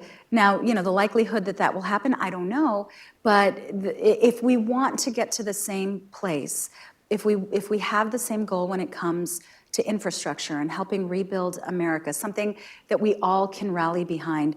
These conversations are going to be challenging and important, but I do also believe they may be driven in part by public sentiment.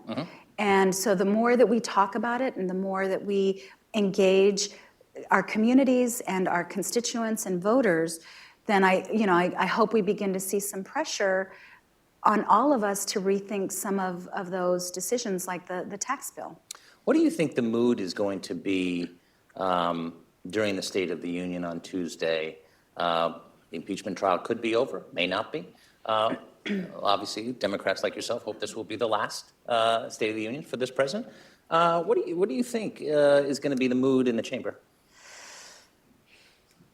I don't know. Last year there was, among the House Democrats in the chamber, there was this sense of, because so many of us were brand new, we had just been sworn in, this incredible diversity. When we first all got settled in and all the women, we were seated together and we were all wearing white. And it was, and there was this incredible just diversity. It was beautiful. There was this sense of elation and real joy at what we had accomplished with the elections of 2018. Well, we're a year in. We've accomplished a lot together. We have a lot left to accomplish. It's election season, so it's a little bit different. I don't know. I think the sense of unity among House Democrats is so strong, again, regardless of how diverse we are and as a caucus. And there is a real sense, I think, also of, if it weren't for us to be the firewall, to be holding the line, I don't know what would have happened last year. So, thank goodness for my colleagues. Thank goodness for those frontliners. Thank goodness for folks who flipped seats. So I think there will still be that incredible strength. Personally, last year I felt real frustration with the president's message. He's dishonest, and it's frustrating to sit and listen to someone attempt to gaslight an entire country. I won't be with my colleagues this year. I'll be in El Paso. Right. So, and that's where I'll be delivering the Democratic response in Spanish. So I'll miss being with my colleagues. I ran into Sylvia Garcia, one of our incredible House managers, a woman who I call my comadre, and hugged her, and she said, "I can't believe we're not going to be sitting together." So I'll be with them in spirit, though, but at least I won't have to be in the room. I'm sorry. Did I say that? I'm sorry. The Iowa caucus is coming up real soon. You back Better Work. Also, Texas will also, I believe it's Super Tuesday, right? March 3rd. Will you endorse another candidate before then? I am considering it. Okay. I am considering it. That's what I will say. And I will also say... You're getting a few calls about it? Yeah, I have been getting, calls and texts and emails. And Right. Last night, Mayor Bloomberg was in El Paso, and he opened up his Latino outreach office in El Paso. And I have to tell you, I really appreciate people who understand the power of the border, the power of the Latino vote, and who understand that a place like El Paso is the capital of the border and is the new Ellis Island. So that meant a lot to me personally, but I have not made an endorsement, but I'm thinking about it. Last question, immigration reform. Is that something you see could happen, really not in 2020, but in 2021 after the election, and obviously it can depend on who wins the presidency and who the nominee is on the Democratic side, if that person wins. But do you think that, let's say, Democrats win the White House, should that be a top priority? It has to be. It absolutely has to be. Healthcare is still the top priority for Americans, regardless of where you live, regardless of your ethnicity, poll after poll after poll demonstrates, and I hear it on the ground in my community as well, healthcare is number one. People, what I've heard from my constituents is that people want this issue settled. You know, this idea of the battles in the courts to try to take away the gains that we've made. You know, my state, unfortunately, is the state that is trying to eliminate the Affordable Care Act altogether. And the weight of the Trump administration is right behind Texas in that attempt. We've got to settle that. But immigration has to be a top priority, a top 3 priority. What this president has done, you know, we all can agree that the immigration system in America was already badly broken. I think we all can and should agree that the Department of Homeland Security was an agency that had little oversight, little transparency, little accountability, and that's why it's been able to be used as a tool for so much cruelty. What was a broken system is now shattered, absolutely shattered into a million little pieces because of this administration. The erosions to asylum law, the absolute inhumanity, true human rights abuses that have occurred at the hands of our government. We are in a place as a country on immigration that is unrecognizable, something that we would never imagine the United States of America engaging in, ripping children from the arms of their parents, putting people in cages, treating vulnerable migrants like hardened criminals or national security threats. The next president, whether it be a Democrat, and it has to be a Democrat this year, or if, you know, God forbid in 4 years, is going to have a huge job. And so that has to be the focus on day one. And we have to insert the humanity and compassion back into our system that was at the very foundation of this country. Well, thank you, Congresswoman. We've run out of time. Please thank the Congresswoman for joining us this morning. Thank you. You did great. Thank you. Congressman, thank you so much. I taught Bob Cusack everything he knows. No, that's not true. Am I allowed to walk on yet? Yeah. Voice of God, please. Please welcome Randy Weingarten, President of the American Federation of Teachers, and Steve Clemens of the Hill. Oh, I've been told to reverse us. There you go. Okay. No, you're right over here. I'm I here. get everything wrong. There's another mug up here, but. Are you guys having fun yet? I feel like we should give out marathon medals or T-shirts or mugs for those people who make it through the whole day. A couple of our underwriters, I'm a major sealer, so thank you. This is a cool lady here, so thank you so much. Randy, we have a lot of folks watching online. What do you think this town needs to hear loudly and clearly that it doesn't get about public education? This town needs to spend 5 minutes in public schools.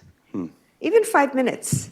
Because this town actually thinks about things in the debate and in the conflict, as opposed to the way, frankly, de Tocqueville thought about America, and Jefferson thought about America, which is that public schools were the way you brought community together. It was the way you forged a common identity, and also, thankfully, over the last 100 years, particularly in the aftermath of Brown versus Board of Education, the way you create diversity. It's really kind of the only place that people who don't know each other and don't know each other's tribes actually see each other than later on in college or in employment. Those are the only 3 places. And so, yes, it has to be the opportunity agent, it has to be the great equalizer. When half of America's kids come in with trauma, and it has to be a way that we create a welcoming and safe environment. My point is that everything we want to do about America's future runs through a public school, and we're in a stupid, silly debate about whether, not how we strengthen them. And when Washington's having this stupid, silly debate about whether, and DeVos is trying to undermine and defund and all this other stuff, 90% of parents still send their kids to public schools. That was true 50 years ago, and it's true now. So the issue is, how do we strengthen it So we actually have this as the public square. So we actually have this as the common village. How do we strengthen public schools? Not how do we keep this stupid, inane debate about weather. Right. You and I have talked a lot before about teachers being blamed for outcomes within the community. And you got this insight about wraparound services, about building in other elements of a community to sort of change the game. And we've both been equally obsessed with McDowell County, Right. West Virginia.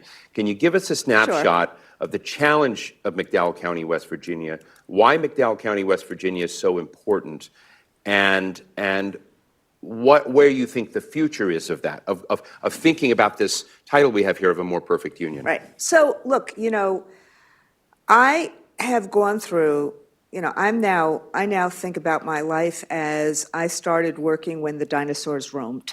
So I am now kind of in the fourth decade of my work in this arena. And I could kind of give like legions of examples of where things work and where things need to be strengthened. And everybody can do the same thing. We got how many millions of kids and how many schools, so you can have a data point for everything. The piece about McDowell, which is so interesting, particularly when in this country 43% of kids are poor, McDowell County is in Appalachia. It was basically not focused on by the so-called reformers who wanted to basically fixate on testing and top-down accountability and competition because it was too poor and it was too rural and nobody was going to make any money off of it and it was really, really hard to get to. So West Virginia actually put in a state control of the school system, and that didn't work. And Gail Manchin, who was the then wife of the governor, said, could you help? Now senator. Now senator. But think about that. The Jewish, gay, union leader from New York, could you help in McDowell County, West Virginia? And so it took us a while to figure out whether we could. We decided yes. Fast forward 8 years, the county has control of its schools. We raised graduation rates 20 points. We doubled the number of kids going to college. We've reduced opioid addiction. We've done the kind of things that we actually preach about all over. Best practices, student engagement, project-based learning, mentoring programs, wraparound services, and now we are building the first multiple-story building in McDowell County in 50 years. That's if any charter school had done what I just ticked off, they would be in the front pages everywhere. So the point is, this is huge poverty. We know if you can array the resources, and we didn't take over the school system. We started as a public-private partnership. The point is this. 43% of America is poor. So much of America has been abandoned by market forces and other things. It's not just McDowell, it's Scranton, it's Lordstown, it's other places. People want to stay in these communities. What are we going to do to revitalize, and what are we going to do to use the common space of schools as a way of, as a key to that revitalization, including wrapping services around? We're doing the same thing in Peoria, Illinois. Different circumstances, but I could go through and tick through the kind of success. Morningside Heights in New York. Morningside Heights in New York. There's been a new RAND study that just came out that the wraparound services in New York City have really helped.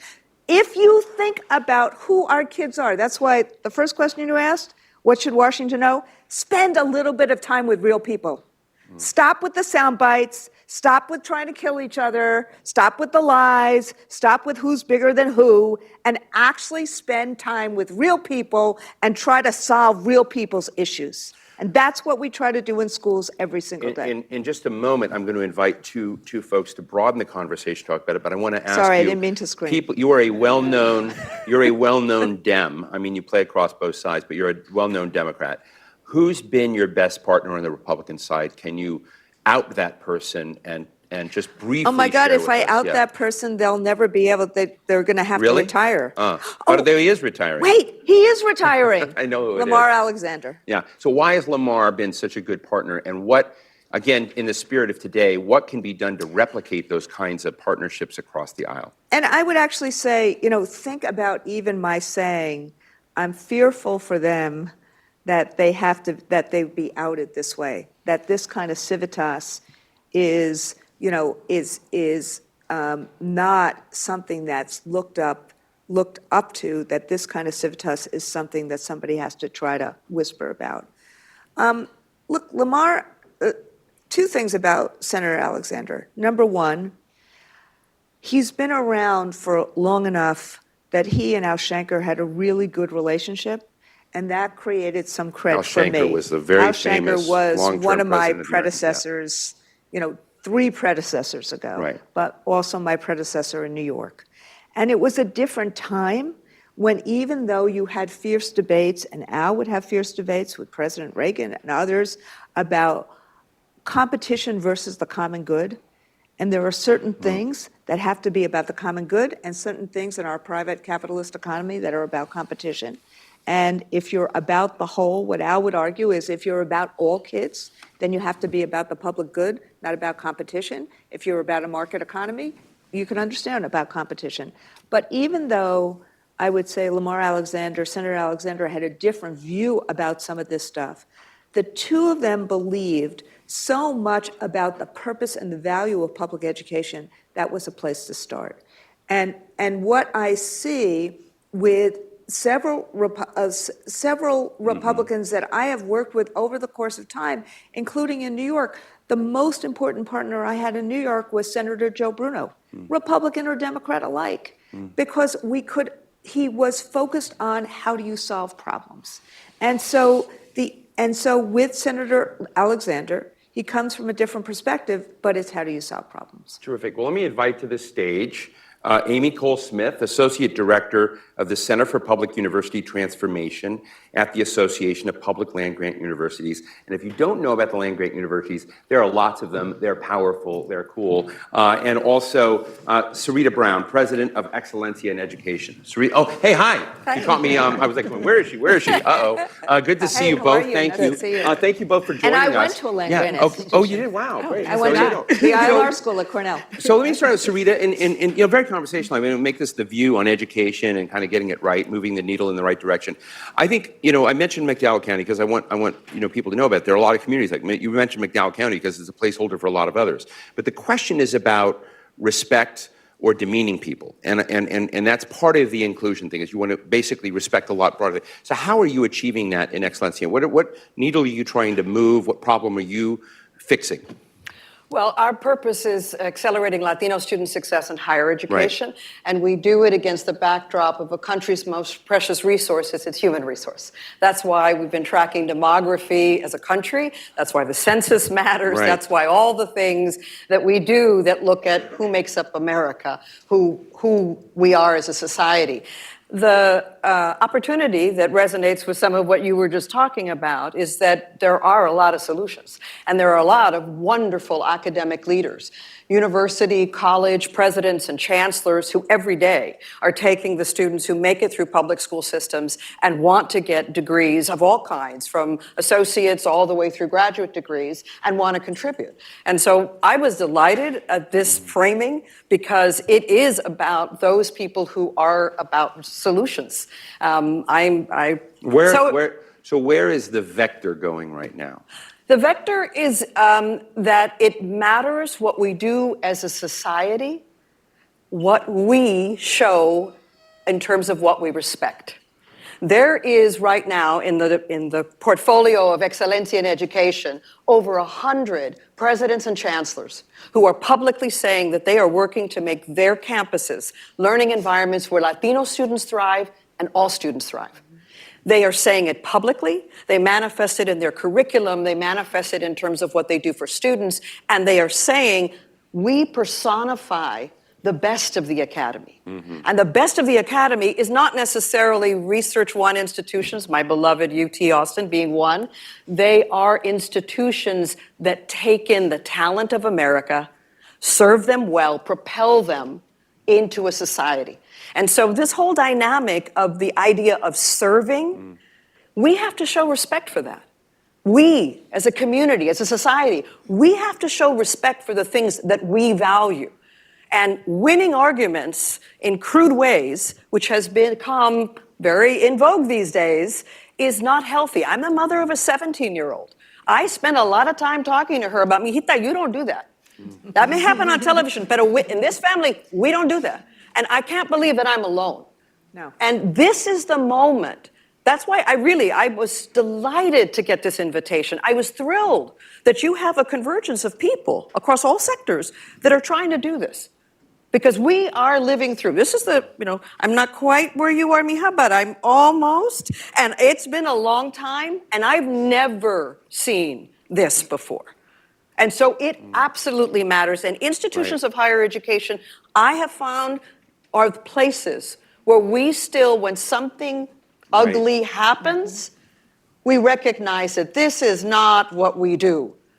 But there's one, and I'm curious as to what you think about this. 41 states still spend less on public education than they did 10 years ago. And in meeting after meeting that I've had, because we are the largest public education union, we represent more, not just contingent workers, but professors and whatever than anyone else. People are starving. The food insecurity of kids, the adjunct, you basically have a system where you are teaching kids based upon contingent workers all throughout the country. And I'm wondering if, again, this is this kind of starvation of our future. We see it in terms of healthcare, we see it in terms of poverty, we see it in terms of higher education, we see it in terms of K-12. I'm curious as to whether you're seeing it. Well, that's why I'm seeing it every day. Right. Well, for me, that's why the juxtaposition of what's going on in terms of incarceration and what's going on in terms of education is so poignant. I mean, what we spend in most states for the penal system exceeds what is going on in terms of public education. Amy, I want to bring you into this conversation, but I want you to answer a question for me. Okay. So I have a fun job. I get to meet anybody I want. And I meet a lot of university presidents, and I've been to land-grant university chancellors, presidents.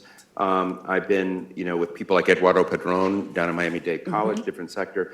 And I would tell you honestly that 25% of these leaders I would find swimming along with your transformational commitment, understand what it is. And the rest are just driven by inertia, wanting to do tomorrow, basically what they did today. And I find the educational establishment thinking it's beyond being disrupted and not understanding the So I want you to tell me, like Rachel Maddow would say, talk me down or tell me different. Because I think that educational transformation and kind of dealing with any number of these issues is a vital part of the equation. But I think you must have a really damn hard job from the people I've met. I would say it is definitely a difficult job because at the end of the day, you're trying to change mindsets of people. The establishment of higher education, it was definitely built off of white supremacy. So when you are trying to dismantle that, but generationally, it's just been, the majority who have been given this opportunity to get higher education.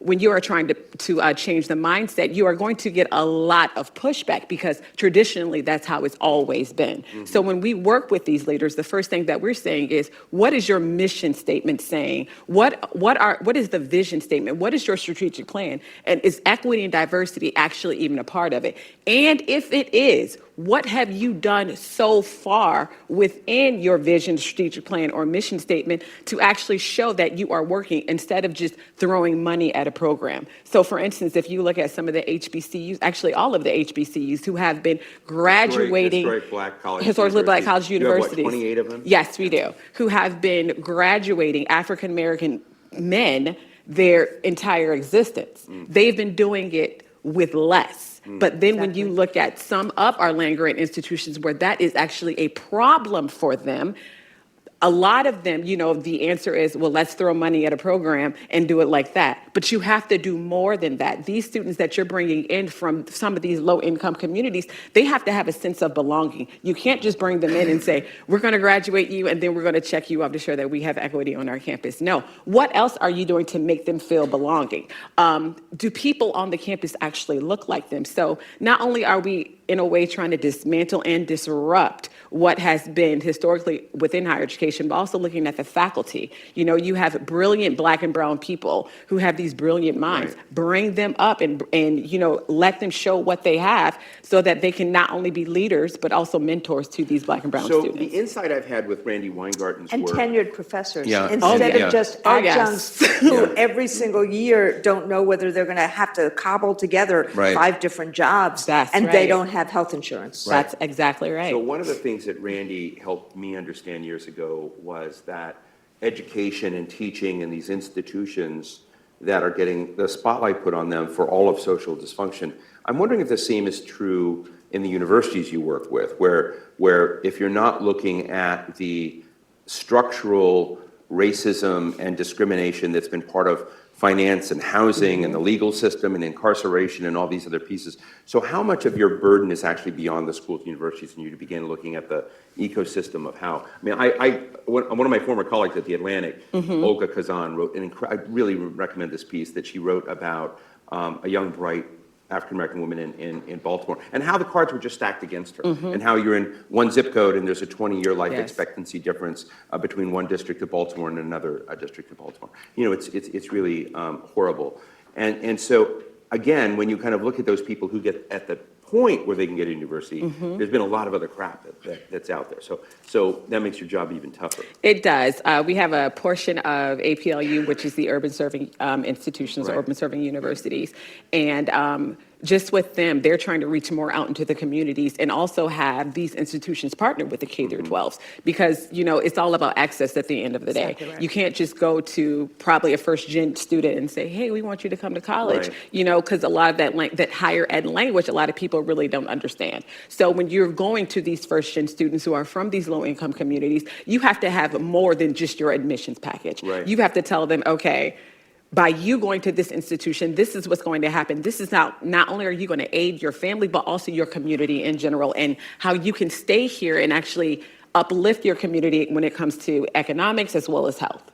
So Rita, from your experience of creating different pathways, you know, when I look at the Hispanic community in America, the rates of assimilation, the rates of home buying, the rates of economic success are much higher than the average, you know, the public really recommends.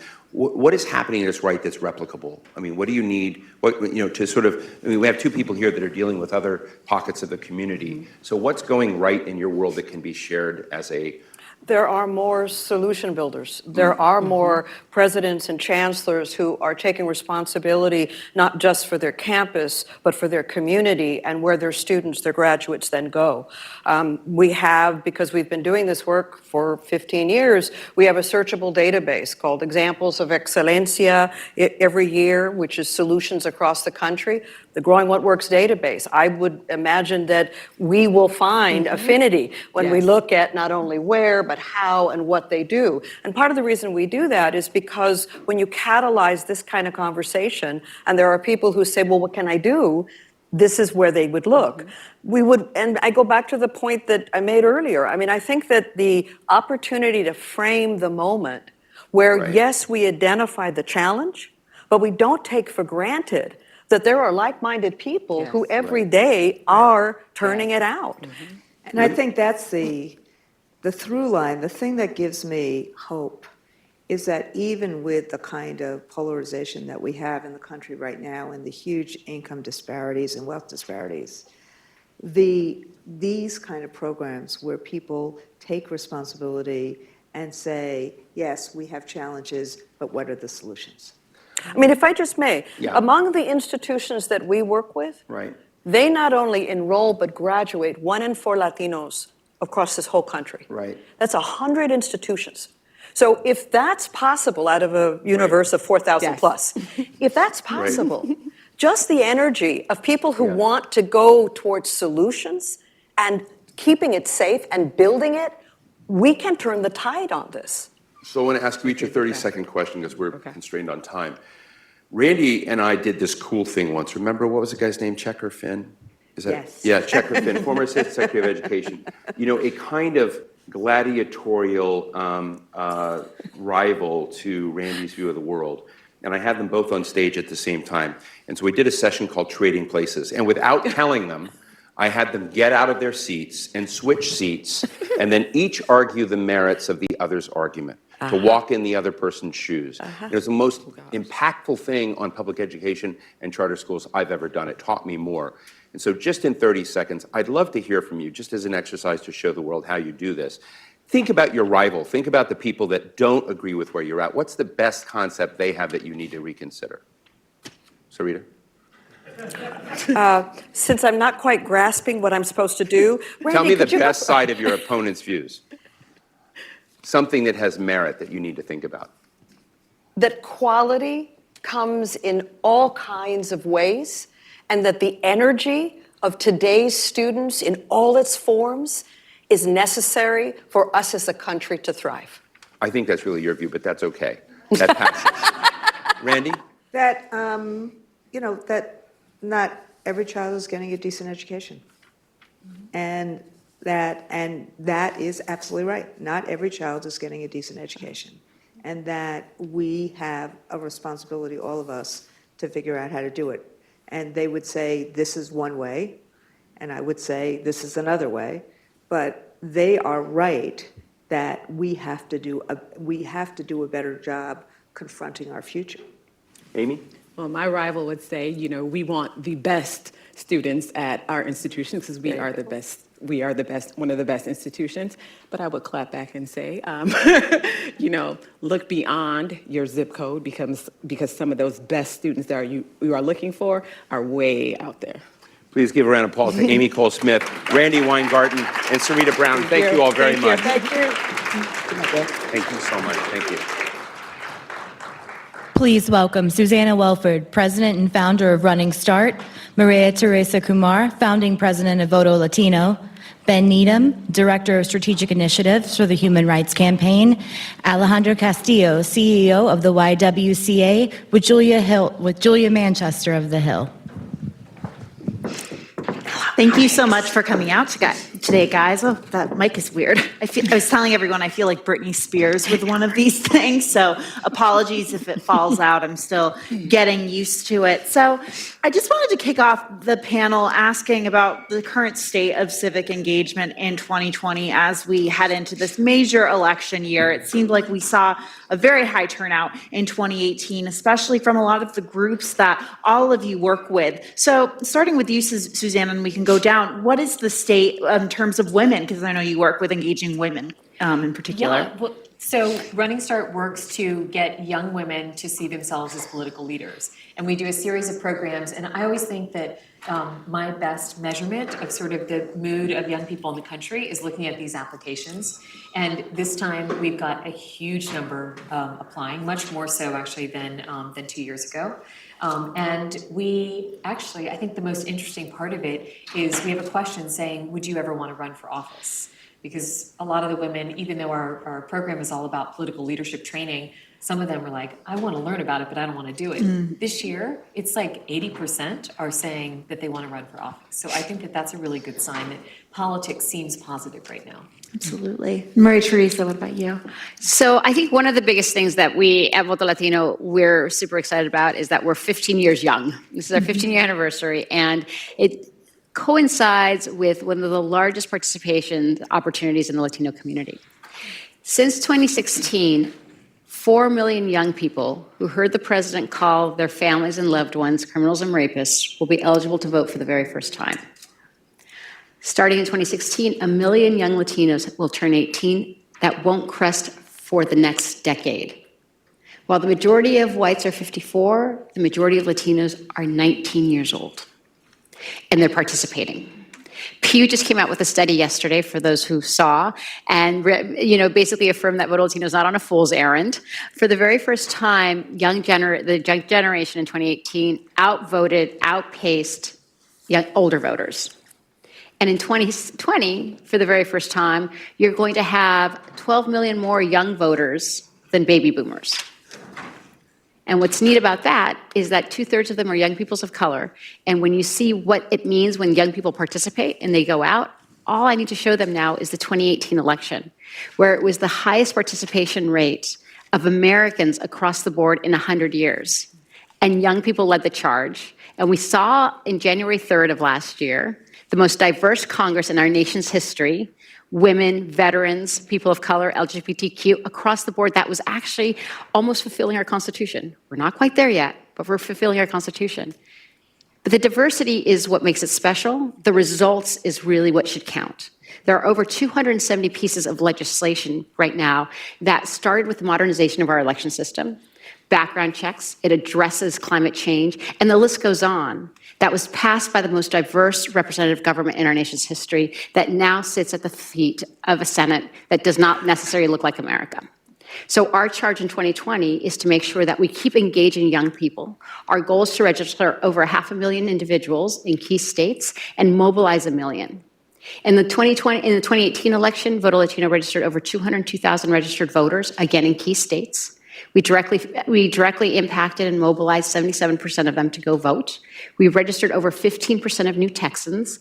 And Texas is exciting for us because it represents 25% of all young Latino eligible unregistered voters, AKA 38 electoral votes. So what gives me hope is the fact that we've done this before, and now our job is collectively to finish the job and do it at scale. Right. Ben, what about you? And I have to say I'm digging the stocks. They're great. Thank you. I think for us, we are finally seeing the LGBTQ community realize their political power. There are 57 million equality voters across this country. And when we say equality voters, we mean people that will go to the ballot box and vote for a candidate that is more supportive of LGBTQ issues. That is massive for us. We think that collectively, LGBTQ voters can make the difference in the elections, the same way Latino voters, African-American voters, and women voters do. In the 2018 election, an estimated 7 million LGBTQ voters turned out to vote. We like to think victory ran right through the LGBTQ community. And we are positive that those 7 million people are going to make the difference in the 2020 elections. So we are investing our time in a number of targeted states, engaging our 3 million members and supporters to turn out, volunteer, making sure that they're registered to vote. We have a very active membership. They are voting already at above 80%. There's not much room for us to grow there, but there's room for us to grow with those equality voters. And so we're taking our membership and our supporters and really trying to figure out how we increase turnout. And we're not just doing that for the people that are already voting. We're looking at the low propensity voters. You know, we're looking at the people that don't have a record of voting on a regular basis. And that's who we want to communicate with. And we're spending a lot of money on trying to figure out how to message this election in a way that makes them turn out to vote.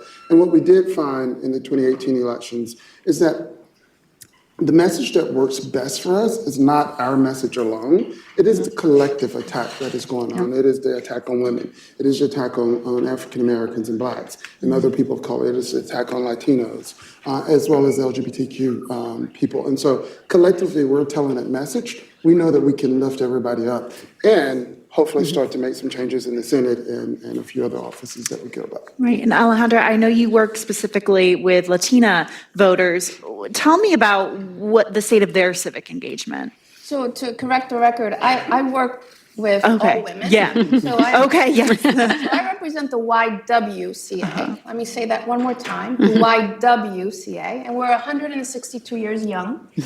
Right now, again, we have 200 plus associations around the country serving 2.3 million women in 45 states in the District of Columbia, touching over 1,200 communities. I give you that perspective because we have a footprint across the country. Right now, and I do have to put a plug in, we have 2 campaigns going. Why Women Vote, which is our first campaign, and Why Women Count, which is our census campaign. And I'm going to take a minute because these 2 campaigns are monumental. The census in particular, when it comes to women and children and communities of color, there's always an undercount. And if we think strategically, the census is the way our government appropriates dollars and apportions power. Okay? Appropriates dollars and apportions power. So when we're talking about how we change the leadership of our country, if we still have an undercount, guess who will not be represented? So we need to focus on the census. That's one. The second one is we just released our Why Women Counts national survey. And what we found is that 85% of women across the country are excited about this election. Now, I have to make a note because our survey oversampled for communities of color, for women of color, Gen Zs, and millennials. And why is that important? Because a lot of our national surveys do not oversample for communities of color because it's more expensive. Or young people. Yeah, or young people. So when we're seeing national surveys, you have to be a critical thinker and really ask the question, are they capturing the voices of all potential voters? And the answer is sometimes no. I'm excited because women are looking at leaders, and again, our survey is not about who's running for president only, but it's the county judge, it's the school board, it's the member of Congress, and I have to give a shout out to a woman who I think people need to be paying attention to, Michelle de la Isla. She is the mayor of Topeka, Kansas. She credits the YWCA because it was thanks to our organization that she was able to turn her life around from a survivor of domestic violence to the mayor, and now she's running for Congress. Those are the examples of women across America who are really focused on the issues. And I'm not just speaking about issues that are traditional for women, like reproductive health. It's the environment, it's infrastructure, it's the economy. It's all the issues that impact us. So, I just came from New Hampshire. We had a wonderful roundtable discussion with some of the candidates there. But I do have to say, I'm a 501c3. And the lane that we play in is a lane of making sure that people understand their civic duty in making sure that they participate in the elections. And not just every 4 years, but there's an election happening every year in our country that really defines our community. So I'm excited. I'm an optimist. So let's see Great. what happens. Yeah, definitely. It'll be an exciting year. And Maria Teresa, I know you mentioned this specifically, but I'm a campaign reporter. I've been following the trend of young people and how much they've been involved this cycle in particular. But I do feel like there's always this narrative every election year that young people are apathetic. They don't necessarily care. It's not at the top of their to-do list. But when you actually go out on the trail and talk to these voters, it seems like these young voters don't necessarily know. And they obviously follow the news, but they don't have they're not equipped with the resources like where's their polling place, what candidates are on the ballot and such. So would you all agree with that assessment? And where do young people fall in this equation of civic engagement in 2020? Yeah, no, I think, first of all, I think that we need to level set. Sometime around the 1970s, we took history, civic education out of the textbooks. So only 8 out of 50 states require young people to learn about civic education in order to graduate from high school.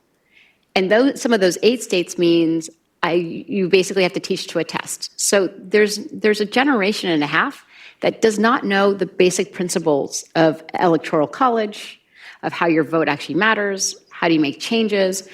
And I guess the silver lining out of what we're witnessing right now is that the president gives us a civic education exam and example every single day.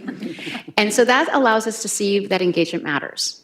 And when people say, well, young people don't care, I now can proudly show what happens when they mobilize in 2018. And again, they participated. And this is where our opportunity lies. There are only 2 pockets to expand the electoral base in this country.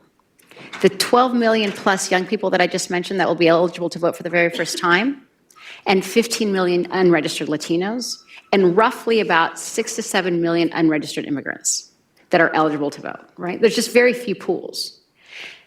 The beauty of that, poll after poll shows, is that I don't have to convince a young person that climate change is real. How many people believe in climate change? Young people know that it's real. And if we can convince someone that now what they need to do is to register, take 5 minutes out of your time to register and elect someone that actually also believes it's real, that's when we can make major impact and change. I don't have to convince the majority of young people that LGBTQ deserve rights.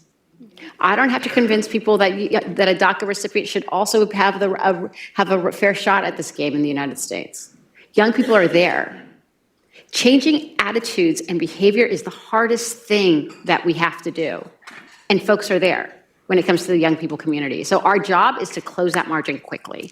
I do want to say something on the census because what Alejandra is saying is absolutely true. And sometimes we forget, when we do not count a 4-year-old in the census, shame on us when they show up to kindergarten and there's not a desk.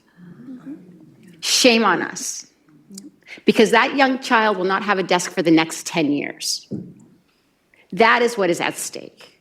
We could talk about political power, we could talk about enfranchisement, but we're talking about basic access to achieve the American dream through education. And that's why one of the reasons why the census is so important. Absolutely. Susanna, I'll let you jump in on that. I agree absolutely with everything you said about young people and trying to get them to vote. I also think it's really important to show young people that they can have a voice. Yep. Because I think, Running Start deals with young people from early high school all the way through around age 25. And I think the most important message we're giving them is that you can have a voice, you can be a problem solver, you're not too young to actually make a difference. And it's really amazing how quickly they understand that message when you introduce them to amazing people who have run young, who have stepped up into leadership positions. And you can wield power so young. I mean, we have a young woman who just won a school board race, and I think she's like 22. You can actually run even younger. We have a young woman who won a state legislative race at 23. So showing people these examples that, yes, you should definitely vote. Of course you have to vote if you want the world to change and the issues you care about to be addressed. But don't count yourself out of power. Because, you actually have the ability in our government to run at a really early age, and their voices, imagine how amplified their voice is if at 22 they're already in a position where they're making decisions. And Voto Latino, we took a playbook of that, and we have a conference every year that brings around 400 young people from around the country, and the whole idea is to participate. And 5 years ago, we actually encouraged them to start running for office. And we partnered with Emily's List, and young people are running for office. And the neat thing is in the last 4 years, we've had 6 people run for office. 5 have been the youngest that have won in their elected chambers, from Austin City Council to school boards to Congress. Alexandra Ocasio-Cortez was one of those young women. And it's something that we take great pride in because we're flipping the script. And one of the other things that we developed, though, is in order to close the voter registration gap, is that we realized that absent the government deciding to do universal voting, none of us collectively here on this table can actually close that gap. So we partnered with an organization called Small Planet. They develop Disney apps, and bear with us, and we created an app called Voter Pal. And the whole idea is for young people to register their friends and family. It is now being rolled out by Steve Madden in Steve Madden stores. The App Store in 2018 called it one of the top 4 political apps in the store because it was so easy to use. There's no excuses, but all of a sudden it gives that person agency. That, yes, I've registered. What else can I do? Talk to your friends, get them involved. I want to talk about the intersectionality. And Ben, I know you guys at the HRC really focus on this. Talk about the unique challenges that maybe members of different minority communities face, or people who are members of multiple minority communities. Yeah, so LGBTQ people, we love right at that intersection. Yeah. We're Black, white, You're Latino, us. Yeah. Asians. We are the fabric of America. And there is not a group that does not touch us, which means that voter suppression, there is not one person that isn't affected by voter suppression or anything that's going on in this country. And so when we start talking about sort of how it intersects, I go to the trans community, our transgender community. There are states out there that require voter ID laws. There are states out there that says that you can't change your identity, can't change your gender marker on a government ID. And so this is where that intersection starts to lie in for us. On one hand, we have voter ID laws out there. On the other hand, we're fighting for a person to get something as basic as identification so that they can travel, so that they can apply to register to vote, so that they can do basic things. And I think that's where we see sort of this intersection of across race, across gender, just an attack on people's basic rights to vote, to be a productive citizen in our country. And so the intersection sort of creeps up on us at all levels there. And it's not just with our transgender people. We have people that show up to vote, and there is someone there that is interpreting who they are, and make a comment around, like, is this your husband? Is this your wife? And so we are dealing with sort of the approach of how systematically our opponents are attacking us and how we have to look not just at one group, but across all groups of how we are fighting back against that. And so that's where the intersection lies for us a little bit. So if I may jump in on that, as the YWCA, we've stood in this space of intersectionality. Our mission statement is eliminating racism and empowering women, because we understood very early on in our 162-year journey that for many women, and particularly women of color, there is no level playing. Right. We're about to celebrate 100 years of the women's right to vote, but what we don't really understand is that it wasn't all women. It was only white women who got the right to vote 100 years ago. Women of color, it took us a longer time. When we talk about the policy issues, because this election is about the issues, right? When we talk about the issues and we see a Senate that has been sitting on the Violence Against Women's Act for the last 4 months, women are concerned, because we are now not only seeing how the politics is impacting us, but especially for women of color, in this country, the most amazing country on the planet, we have a growing maternal and child mortality rate among Black women that is unacceptable. Unacceptable. So for us, as an organization, we stand in this moment of intersectionality every single day. This election is about how do we make sure that we're not just talking about women's issues writ large, but that we're uplifting those women that have been traditionally left behind. And that's, that moves us. And that's important to sort of turn out, because if we're talking in general terms around issues, we are really not motivating anyone. Color of Change did a survey in 2018, and what they found was that people of color, especially Black people, were motivated more so to vote by their district attorney than any other office out there. And I may be screwing the data up a little bit. But what the data was saying was that they were more concerned about voting for someone that was charging us for putting us in jail for 20 and 30 years for a ounce of, a small fraction of marijuana or something like that. Just minor fractions out there. And so we have to be in those intersections of what is going on in the communities that we represent. And they are different in every single community that we're in. Alejandra, we actually wrote down a quote from you, and I feel like it kind of fits into this conversation really well, but if you could just build upon it. It says, we like to say that not all YWCAs have pools, but we help women when they feel like they're drowning. Could you just build upon that for us? And that's very true. We get confused with another organization that sounds a little bit the same. We get called, oh, you're the female version of that other organization. And we have to push back and say, no, we're very, very different. We have been marching for some of the most important issues that define women. And it may not be relevant today or seem like a big deal, but we march for the 8-hour work day, which for many folks may think, well, what's the big deal? Well, women were being exploited, right? We have been marching and we've been calling out some of the most important issues for women across the country. And I say that because we're the largest providers of services for survivors of domestic violence.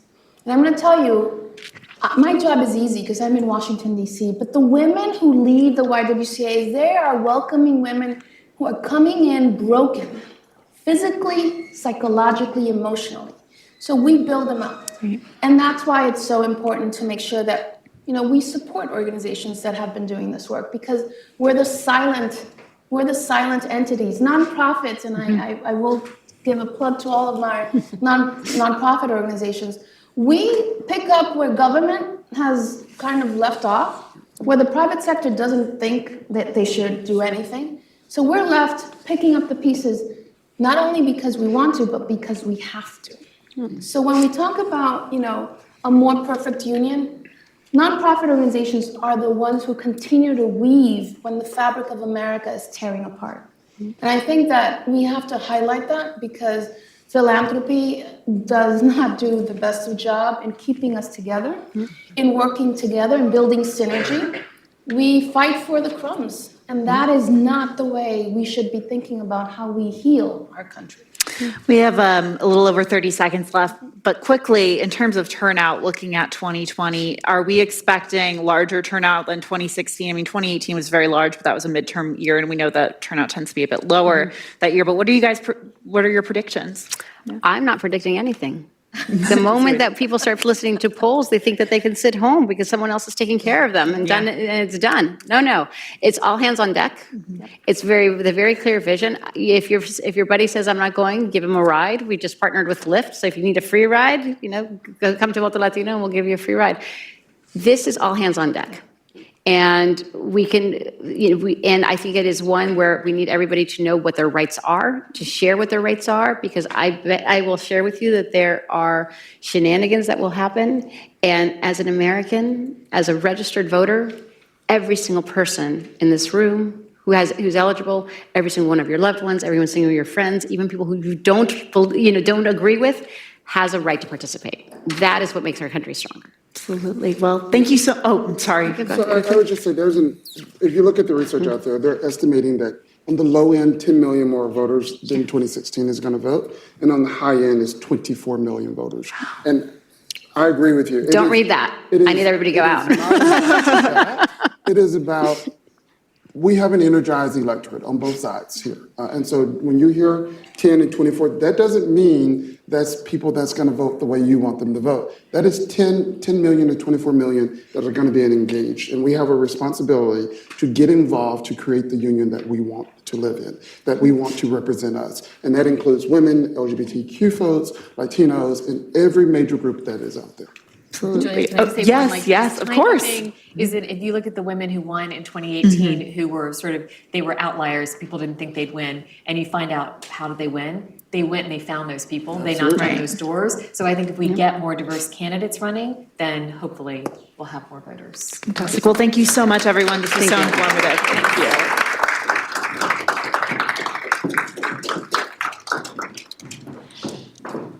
And now to the screens for a short message from our underwriter, the Governor's Woods Foundation.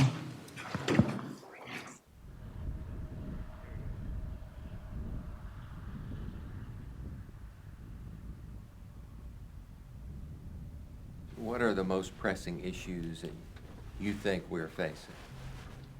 Big one for me is education. Smaller communities losing population. For farmers to be able to break even, let alone make money. We don't seem to be able to have a dialogue anymore.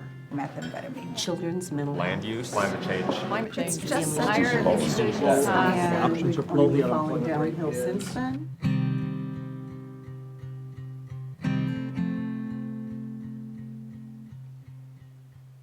Many Americans' lives are not dominated by some of the more gossipy things that are constantly happening in Washington, D.C. They're worried about paying their bills. They're worried about getting their kids to their Little League games. They're living their own lives. When the results of November 16 came in, I was deeply concerned. I wondered whether we had lost touch with the average American. For a long time, I was stuck in a job just because I was the one that provided the insurance. And my husband ended up having cancer, so we needed to have the insurance. So many students are graduating with so much debt that we really can't afford to take a minimum wage paying job in rural communities. The good paying jobs are more in the urban areas. I think you ask people, would you rather have middle-aged people with children spend money on productive aspects of the economy, or should they just continue paying interest on debt? The tax returns, the Mueller report, things like this, that dominate the headlines, aren't uppermost in the minds of most voters. It's the day-to-day kitchen table issues that matter the most. it's like the laws of supply and demand have just gone out the window. And when we've got these conditions where it seems as though logically wages would go up, they just don't. And how can a family survive on minimum wage? I can't imagine how that's even possible. There's people that see us for our value, and there's other people that see us as criminals. And regardless of status or not, we're criticized and labeled because of the color of our skin. Abraham Lincoln said, with malice toward none. I think folks are tired of all the acrimony that we're seeing in this country right now. People in general want to treat others with grace and humanity. We're all in this together, and we ought to be working together, crafting solutions that take care of the acute needs we have today. It's been a great pleasure to spend time with you, and thanks for having us in your community. Folks out there are hurting. We've seen the issues where they need help, and they need help now.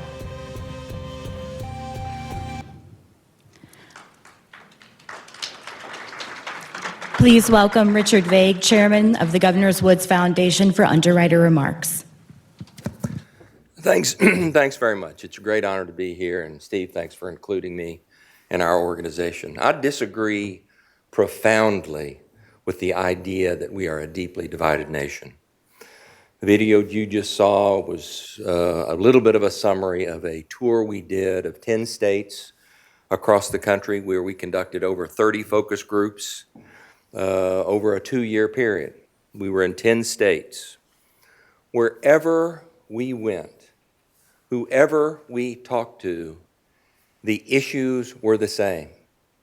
Didn't matter if we were talking to Republican groups or Democratic groups. Didn't matter whether we were talking to men only or women only. And irrespective of ethnic background. And I was surprised. This is not what my expectation was when I began this project. But the same small set of issues bubble to the top in every single group. Runaway healthcare costs, dead-end jobs, the burden of debt, in particular student debt, is rampant. Opioid crisis is pervasive. It is truly the case that most of the folks in most of my groups cannot afford to miss a single paycheck. What these folks aren't that concerned about are the things that dominate CNN and MSNBC and Fox News. People aren't concerned about Melania's high heels or Trump's tax returns. Impeachment wasn't going on when I was doing my groups, but I would bet you by the time that has come and gone, that won't be on anybody's mind either. Yet neither party is laser focused on these everyday kitchen table issues that matter profoundly to the voters across this great country. Yet that is where we will find our common ground. It's a great pleasure to be associated with the Hill and with you, Steve, and to be able to help sponsor this great day.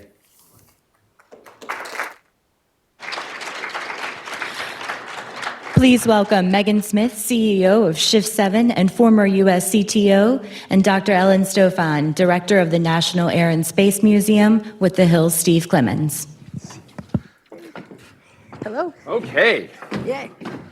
I love Richard Vague's video, and I do it. And Megan, Ellen, I guess what I'm going into, because I am so intrigued with what science can deliver for society. We called this session, I think, what do we call it? To the moon and back. It sounds so anachronistic. It should be to Mars and back, right, Ellen? Exactly. For those of you who don't know, the scientific expertise sitting on this stage is profound.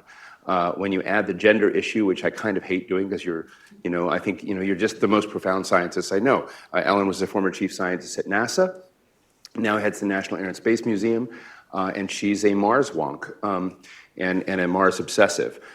Megan, who's the Chief Technology Officer, has had every cool job in both the private sector and public sector in technology, except the ones that Ellen has had. So, I mean, you're a remarkable pair. But I guess I want to ask you, as we're thinking about a more perfect union and what it takes and where we could go, what is the state of science today, Megan? Yeah, I think both of us speak to that. I think there's extraordinary discoveries, there's extraordinary tools. The fact that computation is now integrated into science, data science with more classic science, it's a really exciting time. Also, there's a lot of people that are systemically left out. And so we have an incredible opportunity to think more like apprentice journey mastery of how we welcome people in and share more what the possibilities, what's starting to work, what's out there, and almost community organized innovation and really broaden the participation. A big part of broadening participation is not just who is doing it, but what are they working on?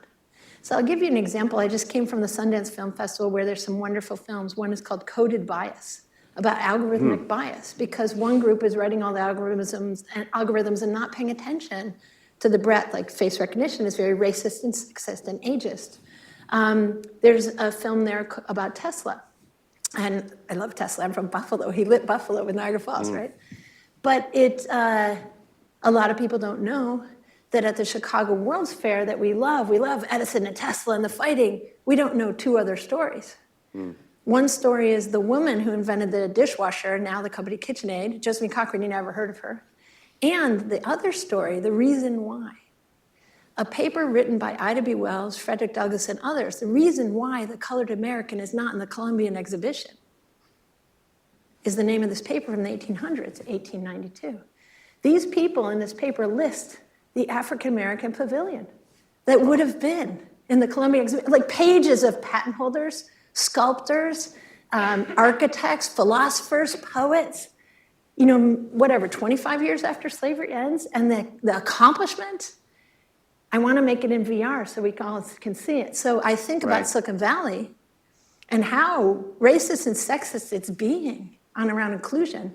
And this is not a pipeline problem. Let's go back 100 years and notice who got left out. Right. We celebrated Tesla and Edison. Before I jump to Ellen on out this, Ida. you talk about the racist, sexist behavior of Silicon Valley. You were one of the biggest players in Silicon Valley. Why aren't they listening to you and getting it right? I think they're trying. It's one of these things where this is hundreds of years of disastrous behavior. And it's not any individual, it's systemic. And it's really an opportunity to raise the priority. I loved the piece we just watched. Americans are so talented everywhere, everybody in the world, humans are talented. Shift 7 means and, it also means shift to 7 billion colleagues. But we went on a Tech Jobs tour all over this country and found genius. I got the Wakanda layer, like all the people in Idaho and Appalachia and Silicon Valley who are doing amazing things all around the world, in Ghana, in France.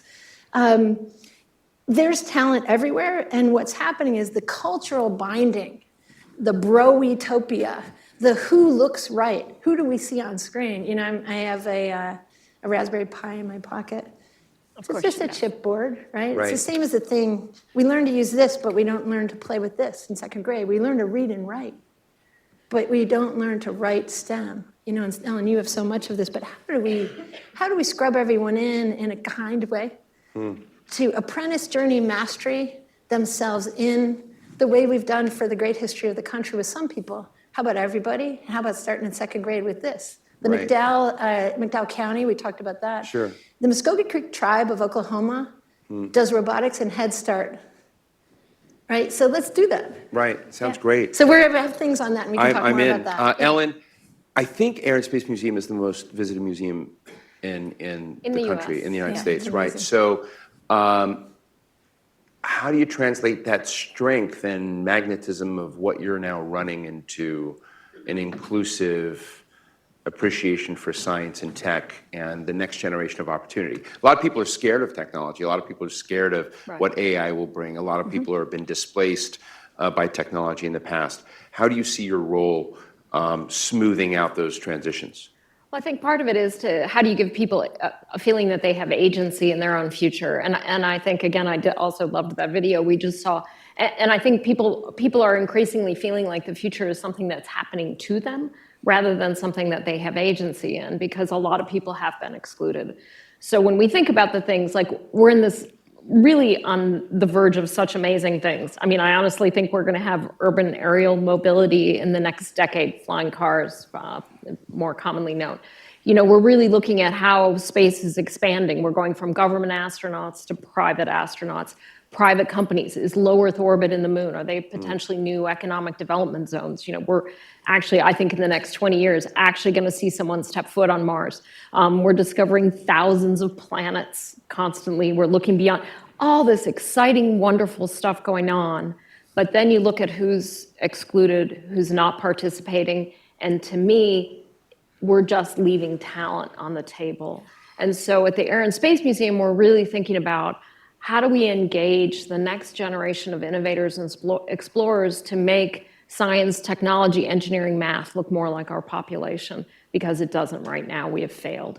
And so whose stories are we telling? Are we finding those stories that haven't been told?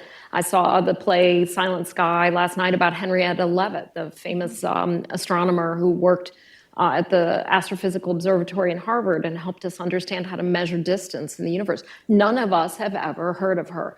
Okay, there are so many stories like that out there, like we learned with Katherine Johnson that Megan and I worked on together. So I just think that our role is to make sure we're telling the stories of people who were there all along, but whose stories were never told. And then it's to really think about, how do we get people of color engaged? How do we get white women engaged to say, STEM is for you. These are the jobs of the future. This is the economic growth of the future. You need to be involved. And so are we giving all kids in our museum access to Raspberry Pis? And that's something we're really thinking about. How do we reach communities we have not been reaching? You both have dealt with Congress a lot, and we've had, I think, some outstanding, both Republican and Democratic members of Congress, but not every member of Congress is outstanding.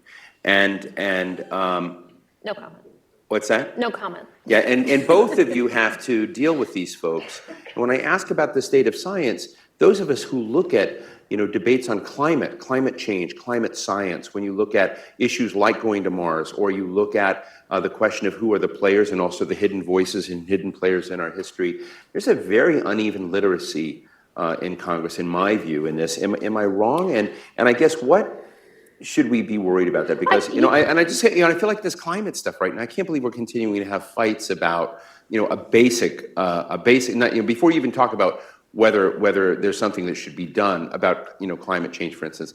But that's also part of the science picture. Are you worried that we have people who don't respect science making decisions? Well, I think for one hand, you look at some things. I think there's broad bipartisan support for investment in technology. I think there's broad bipartisan support. We've had huge bipartisan support to rebuild the Air and Space Museum. So I think there's recognition by most of the importance of investing in STEM, investing in the future. I have actually found the messages that we were just talking about to really resonate across party lines. I think climate is one place where this really breaks down. I find it terrifying, the lack of progress we've made. And I do really worry about how do you stop arguing about whether climate change is happening, because it's really obvious the data are beyond debate, and how do you move to the next level of actually making meaningful progress on reducing carbon emissions and getting more serious about resilience. What's your favorite exhibit in the museum? Oh, you know, I get asked that all the time. I have 3 children, and they're And you don't have constantly an trying answer? to get me to say which is my favorite child, and I feel like that about the museum. You know, Come I on. love the SR-71, you know, designed by the Skunk Works. Right. Kelly Johnson was this amazing designer. It's, to me, one of those things that you look at, it's just the epitome of great design and amazing performance, this height of Megan, technology. what you're doing, thank you, Megan. What you're doing with Shift 7 is so interesting to me, and the way you look at entrepreneurship, which I sort of feel is another area under siege, or, you know, people aren't looking at the environment which that's happening. You're trying to move the needles in that. What do you want to tell our audience, those watching online, about what we need to get done right in the ecosystem to get, you know, more Shift 7-like stuff happening. Yeah, we only work in partnerships. Like I said, shift 7 means and, if you Yeah. type it. It's kind of a mindset, and there's two parts of our focus. One we call scout and scale. You're taking community organizing principles and innovation principles. So for example, the venture capitalists don't make SpaceX or Amazon or any of these things, right? You find these entrepreneurs and you help them. But if you look at the breadth of entrepreneurs like Clara Barton or Gandhi or George Washington Carver, inclusive of Edison, if we can broaden who we're helping. So we often, when we see a challenge, climate challenge, other challenge, we're like, okay, this is hard. We try to interrogate enough of it, but we actually try to team up to look, I wonder who's already fixing this. What are you doing? What are you doing? What are you doing? And come together. You can't usually, for example, if you found, one of the ones we found in office when we were working with President Obama on criminal justice reform, Miami went from 7,000 people in prison to 4,900 closed to jail and saved $12 million. How'd you do that? And they had focused on helping people who had substance abuse and mental health challenges. And they helped the police and the 911 have another place to go, which was a stabilization unit in the hospital. And so suddenly, thousands of people ended up not arrested and into programs. And so they were able to reduce the jail population. Now, Miami's busy being Miami. They can't be Wichita or South Bend or whatever. Right. So how do you more rapidly share? So how do you build communities of practice? How do you not just make PDF best practices, but meetups and start moving that? So we were doing that. We did that with Tech Hire. So you're using community organizing principles. Tech Hire is so many Americans will learn coding and computer science from boot camps, a couple months now. This kind of stuff. There's thousands, millions of jobs for us. Most cities like Memphis, 45,000 young people out of school and out of work, suffering.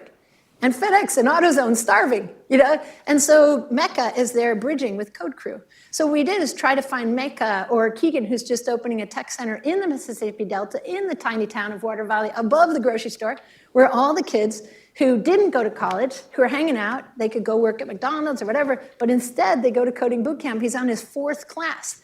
Dozens of kids are going into the Mississippi tech sector in not 20K a year, but 80K a year job, and they don't want to move to Silicon Valley. They love Mississippi. So all around our country, from Idaho and the Innovation Collective out there, Erica in Oklahoma with her work with women coming out of prison, Americans are getting it done, but nobody knows. And so this part of our work, Scout and Scale, is find who's already fixing and come up underneath them the way any innovator, and also don't be so biased to a set of things, like is tech just for robotics and precision medicine? No, it's for justice and equality. Right? So find innovators of all types, community organize together and support them, because you look for who, not what. And the second part of things we work a lot on are media and media bias. How are the things like the stories we were just talking about? Like one of my favorite exhibits is the Wright brothers, which is really the family right.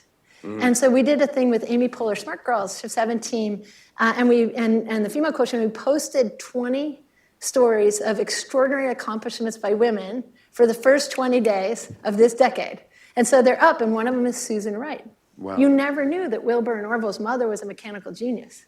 Taught her boys and daughter design thinking.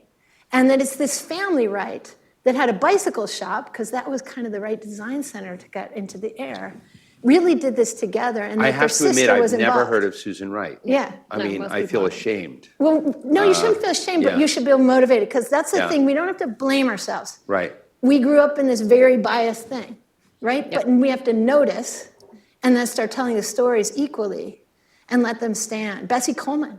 And so what we did with these 20 women, they should all be household names. This group of women in Michigan who saved us from whooping cough with like 3K across years, just doing cough plates and community organizing and just extraordinary, right? Bessie Coleman was the first African-American woman to get a pilot's license. She had to go to France to get it. And she did. She left Chicago at the age of 26. And when she came back to the US and became a barnstorming pilot, she refused to fly at races that were barnstorming exhibits that were segregated. She's an amazing woman. Incredible. In a moment- Native American, African-American women. In a moment, we're going to talk about with someone I totally admire about structural racism and undoing that. I want to ask you about structural sexism that you've had to deal with, or have you not experienced structural sexism? Like, what's that? I mean, explain to people who haven't walked in your shoes, what you either had to deal with, overcome, and I almost, to play off Ibram Kendi's book, How to Become an Anti-Racist, how do you become an anti-sexist? Yeah. I think you have to look at everything. I mean, Megan and I were just talking about the issue of spacesuit design, right? Everybody hugely celebrated the fact that you finally had these two women do a spacewalk together. But why did it take so long? And what prevented it happen? Well, it was gender-based design. First of all, there weren't that many women for a long time in the astronaut corps. That's structural racism or structural sexism. And then the issue came up of, well, the suits are actually designed for men, and they were making smalls for women, and they decided they didn't have any money, so they were going to cut the small suits. So here was this structural issue that prevented people from showing that they could get the job done, and that is really tough. Yeah, because we need the best teams are diverse teams. And so you need to shift, you need to notice, use design thinking, nothing about us without us, design with people, figure out what's going on, and that they cut the small and large suit because they're extra large, sorry, because there was budget issues, and then they immediately replaced the extra large because these guys got to go. It's just this default that one group is the primary group and everybody else is other. And so the personal experiences I had, I didn't face extraordinary, deliberate, in-your-face sexism. Some of it was small, like when I decided to go to engineering school, my grandfather, who's an extraordinary engineer, built Indiana highways and Pennsylvania turnpikes and lots of, was part of the steel teams in Pennsylvania. He said to my mom, "Why would she want to do that?" He couldn't see his granddaughter. But then once I went, he was like, my granddaughter, so people can get there, and he did. Right. But I think more with my experience, it's death by 1,000 cuts, and it's very personally directed. So you're always doing something wrong. Your idea is not quite right. And so you're always being othered. This is important, and your idea is not. And so it's like constantly on you. And so this whole group of people kind of have their confidence broken. And it's interesting because in 1848, when they met at Seneca Falls and they ratified the Declarations of Sentiments, which was this first sort of very comprehensive women's equality document.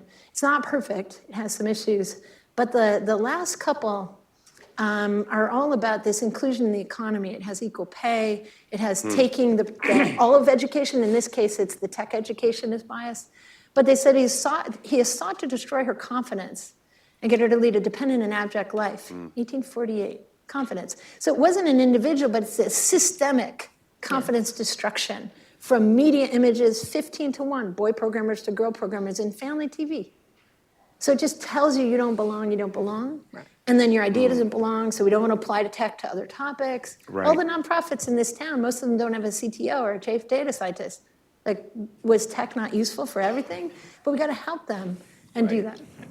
I just say, we're out of time on this one, but I feel like each one of these channels done today, we should do a day on. And I've had the privilege of spending a lot of time with Megan and with Ellen in the past as they tell their stories. I want to thank you both for continuing to tell your stories so often. I think they're so important. I'll share one little tidbit with Ellen. We first met down at a Georgia Tech related event, and we were talking about going to Mars and the Mars rover called Curiosity, and Curiosity's pronoun is a she.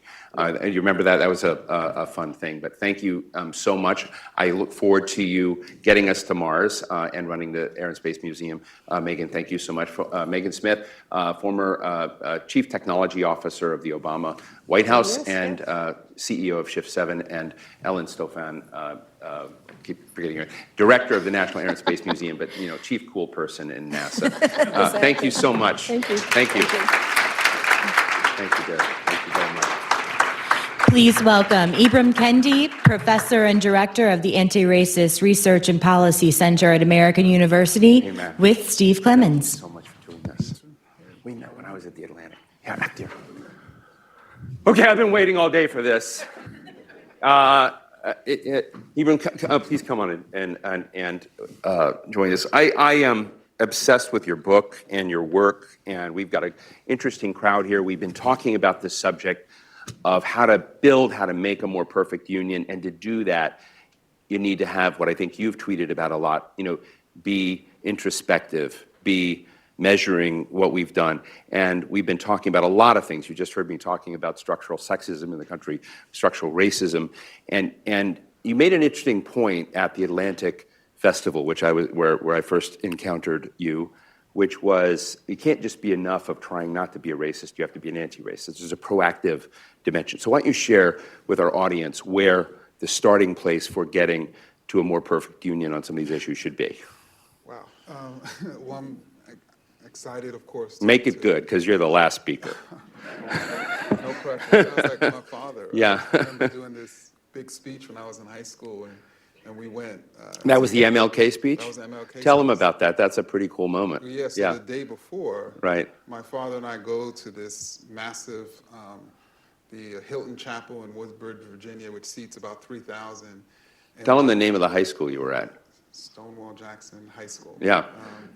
And so we're up in the pulpit. It's a massive pulpit, and we're looking out. And my father's like, there's going to be like 3,000 people looking at you tomorrow. That's like 6,000 eyes. No pressure. But no, to your question, I think most people or many Americans consider a more perfect union to be a more equitable union, to be a union without racial inequities, without racial injustice. And so the question that Americans have always struggled with since the founding of this country has been, why do racial inequities exist?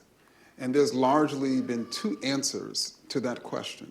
Some Americans have argued that racial inequities exist because certain racial groups are better or worse, superior or inferior to another. In other words, black people are twice as likely to be unemployed because black people are lazier, black people are not qualified, black people prefer welfare over work. There's something wrong with black workers and something right about white workers. That's been one position to explain inequity. The other position has been racist policies and racist power. And so for me, if we're serious about getting to a more perfect union, a more equitable union, we would recognize that when we are expressing that certain racial groups are superior or inferior to another, we're expressing racist ideas. When we're supporting policies that are leading to racial inequities, we are supporting racist policies and we're being racist. And the alternative to that is not being not racist. The alternative to that is challenging those ideas of racial hierarchy with ideas of racial equality, which are anti-racist ideas. It's reversing those inequities and the policies that are leading to them with anti-racist policies that lead to racial equity. Can you share with us in a more concrete way what a roster, if you can put it that way, of anti-racist policies would be? Is that along the line of what Ta-Nehisi Coates has put forward by reparations, or is this to deal with historic inequities that have been built where you had essentially a part of American society demeaned and out of slavery? Or do you, as you look at many of the things we talked about, education or economic subsidization, a lot of this, what would that look like? Because I think that sometimes there's a high concept notion of this, and then there's, okay, how do you make it real? Yeah. So how do you make it real? So, we could probably spend the whole channel. Yeah, that's fine, that, yeah. But, 10 minutes and 45 seconds. I think if we go through different sectors, obviously we have a growing racial wealth gap, right, which is the result of past and present racist policies. Those who are serious about reversing or even eliminating that racial wealth gap are typically people who are advocating for reparations. It's really the only type of policy that has the ability to close, let alone reverse, that racial wealth gap. Right. Those who are serious about not just reversing mass incarceration, but eliminating mass incarceration are advocating measures, are what they call alternatives to prisons, when people engage in illegal activity. People who, if we want to talk about the sector of climate change and the effects of that, which is primarily hitting the global south, which even in the United States is primarily affecting communities of color. Obviously, the Green New Deal and the policies that would flow from that. If we're talking about education, We've spent a lot of time over the last 2 decades standardizing our tests nationally as opposed to standardizing our resources nationally. Your book has gone crazy off the charts. You're here in Washington, D.C. You work with my friend Sylvia Burwell at American University. Do you meet with many members of Congress? I have. Who are your heroes and who are your villains in Congress? So, I mean, obviously, I think like many Americans, I admire the squad. I admired Representative Cummings. I do believe, although I may not agree with everything she says, I do admire the House Speaker. I admire Elizabeth Warren and Bernie Sanders. And, I think the villains, I think most people could probably figure out the people who are the villains, the people who say things like, I'm the least racist person anywhere in the world. Anyway, let me not get started. Well, I mean, you're welcome to go there, and I find it fascinating. There are times, and I don't know if you share my same view. My dad was in the military. He was an enlisted guy in the Air Force, so I grew up on military bases and all around the world. And so I'm older than you, so this would have been, the 60s and 70s. And so I grew up, and in the military, so this would have been, basically Vietnam, post-Vietnam, I saw Hispanics, I saw blacks, saw Asians, saw everyone. So my experience in day-to-day growing up was not what most Americans feel like in their communities that were segregated or, whatnot.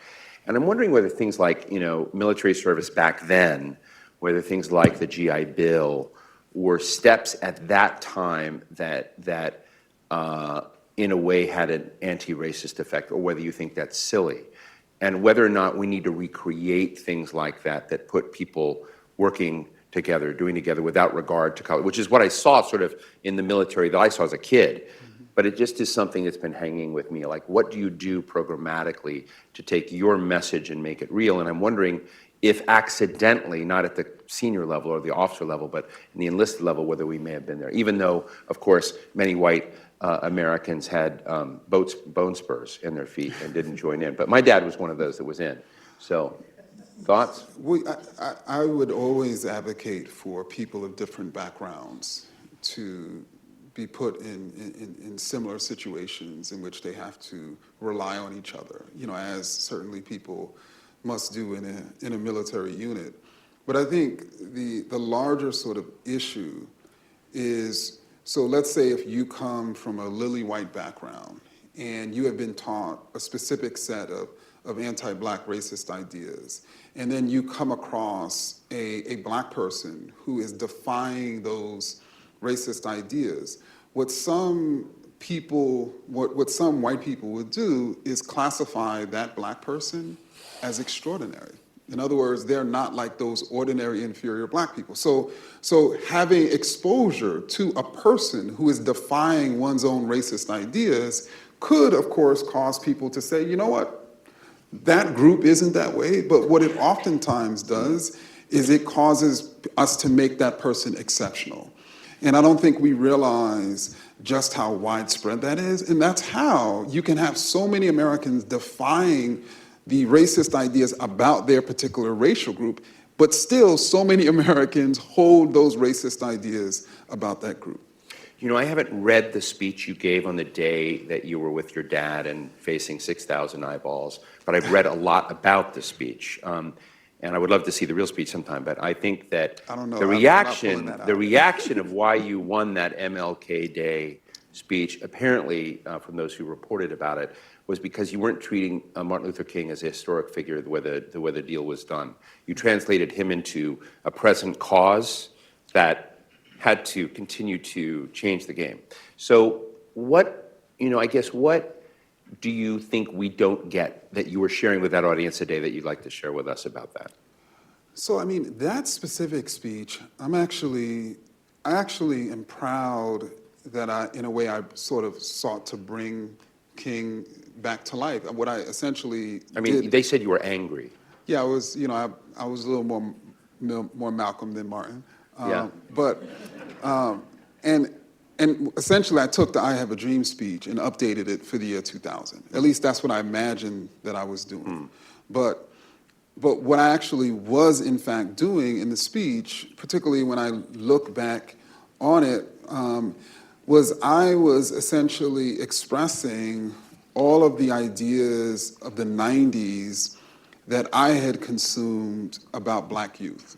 And so I don't know, I'm sure you remember the 90s. If there was ever a decade in American history where Black youth were seen as the American problem, it was potentially the 1990s. And so I, as a Black youngster, had consumed many of those ideas. I actually thought that there was something wrong with Black youth. And I ended up basically saying through that speech that basically Black youth were the racial problem. And so when I think back upon that speech, I think back and I'm quite ashamed because I didn't realize that in no way was I expressing anti-racist ideas in that speech. Your name has evolved.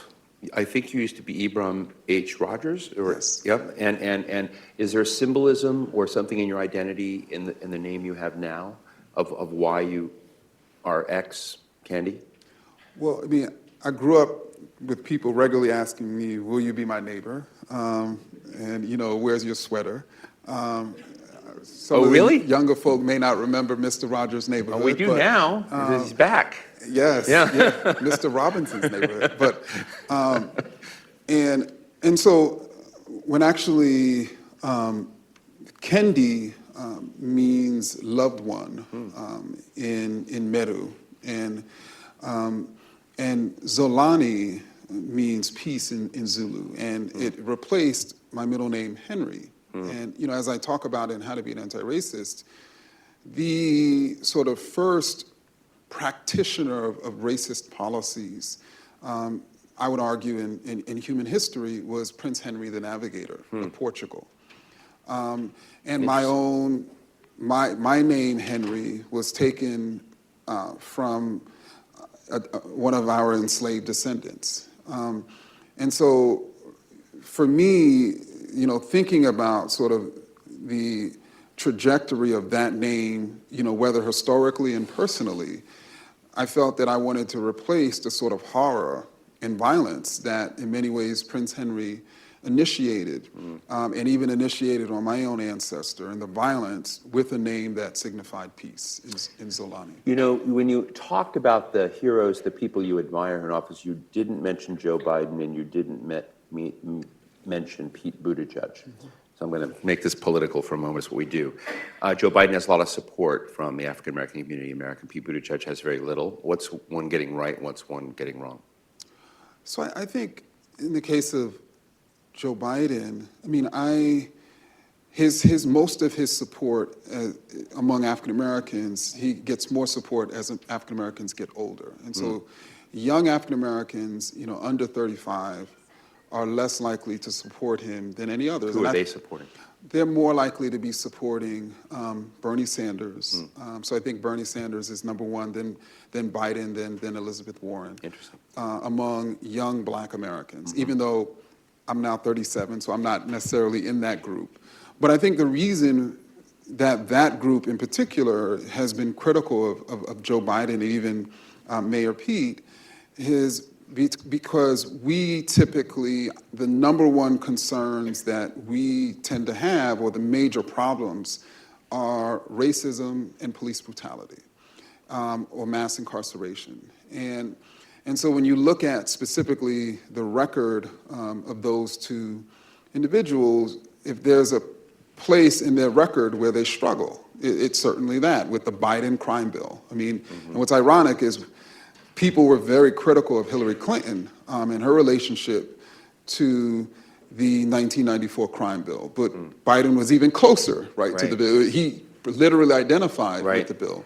And then obviously the way in which young Black Americans, particularly young Black women, are very concerned about sexual violence and sexism and attacks against Black women. And they have come to see, obviously, Anita Hill as one of their champions. And so for them, remembering Biden's treatment of Anita Hill, or his unwillingness to allow other witnesses who could speak to Clarence Thomas's abuse and then substantiate Anita Hill's story, of course, that's not something that people have forgotten.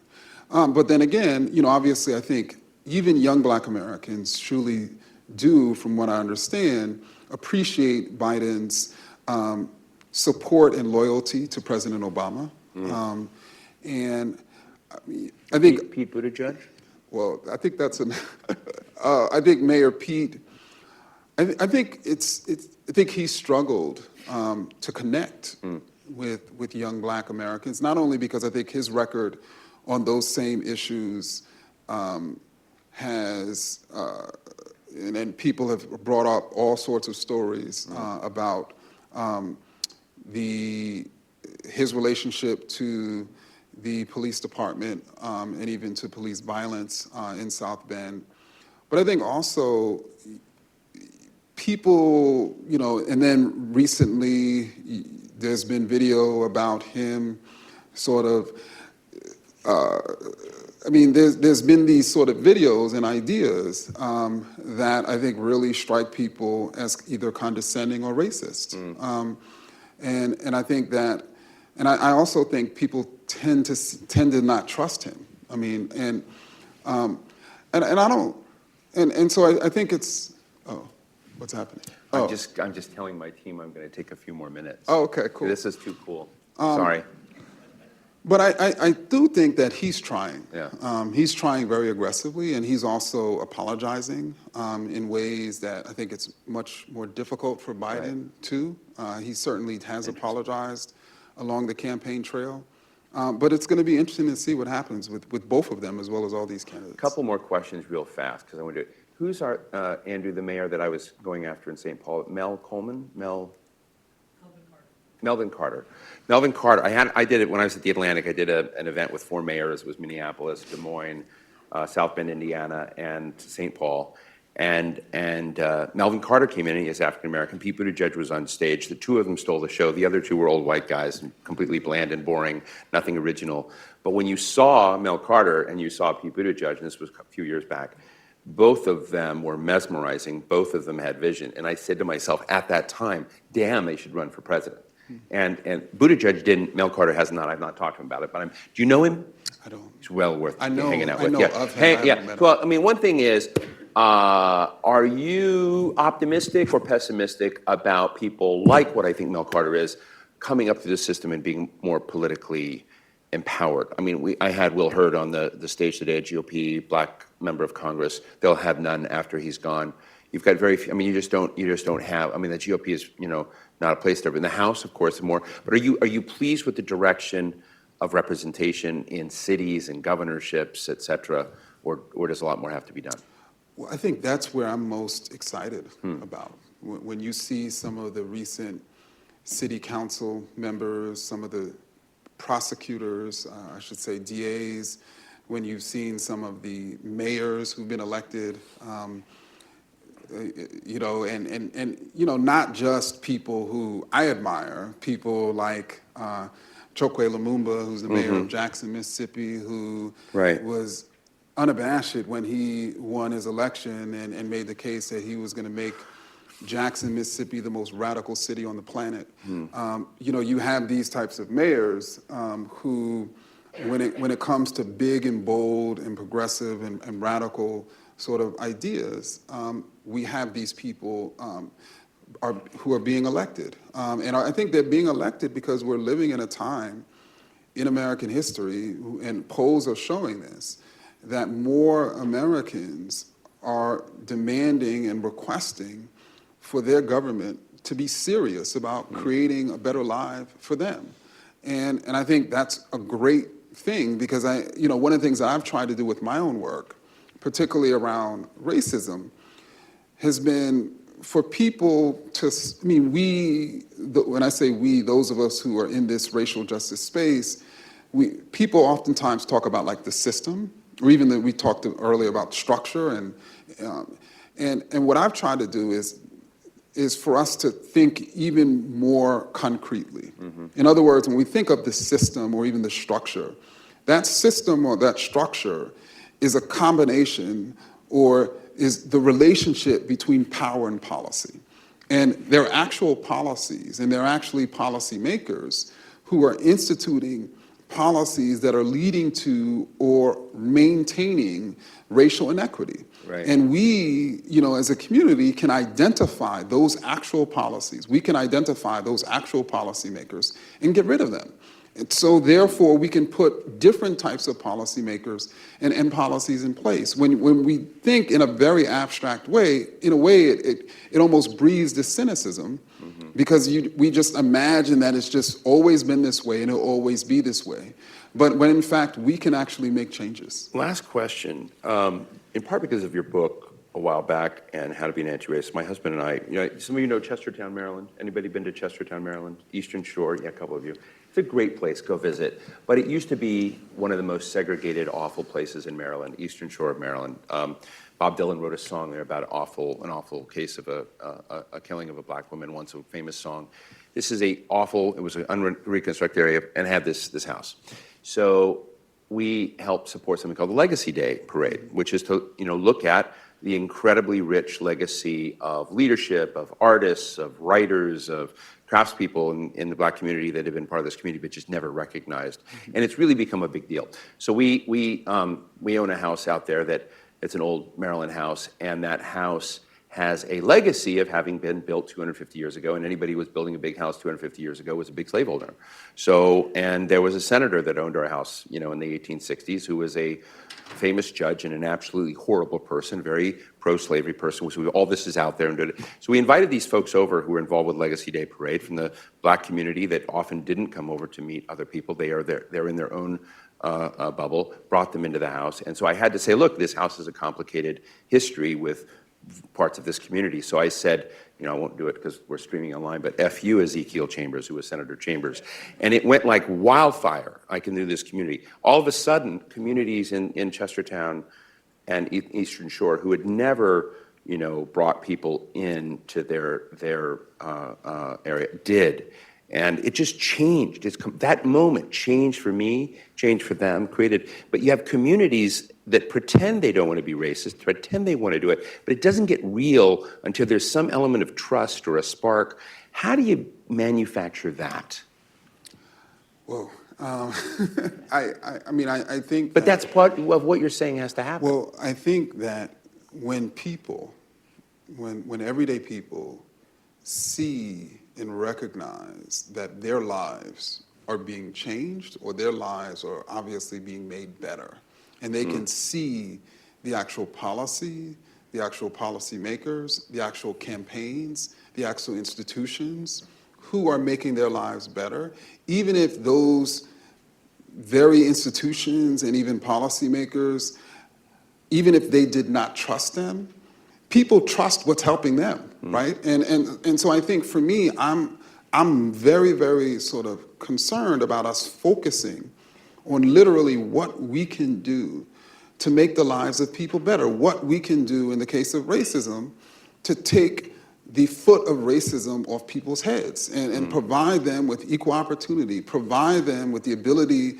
to live in their full humanity, provide them with the ability to walk around in society and for them to not feel as if they're representing the race, or for them to not feel as if they have to do more than another to get even less right than another.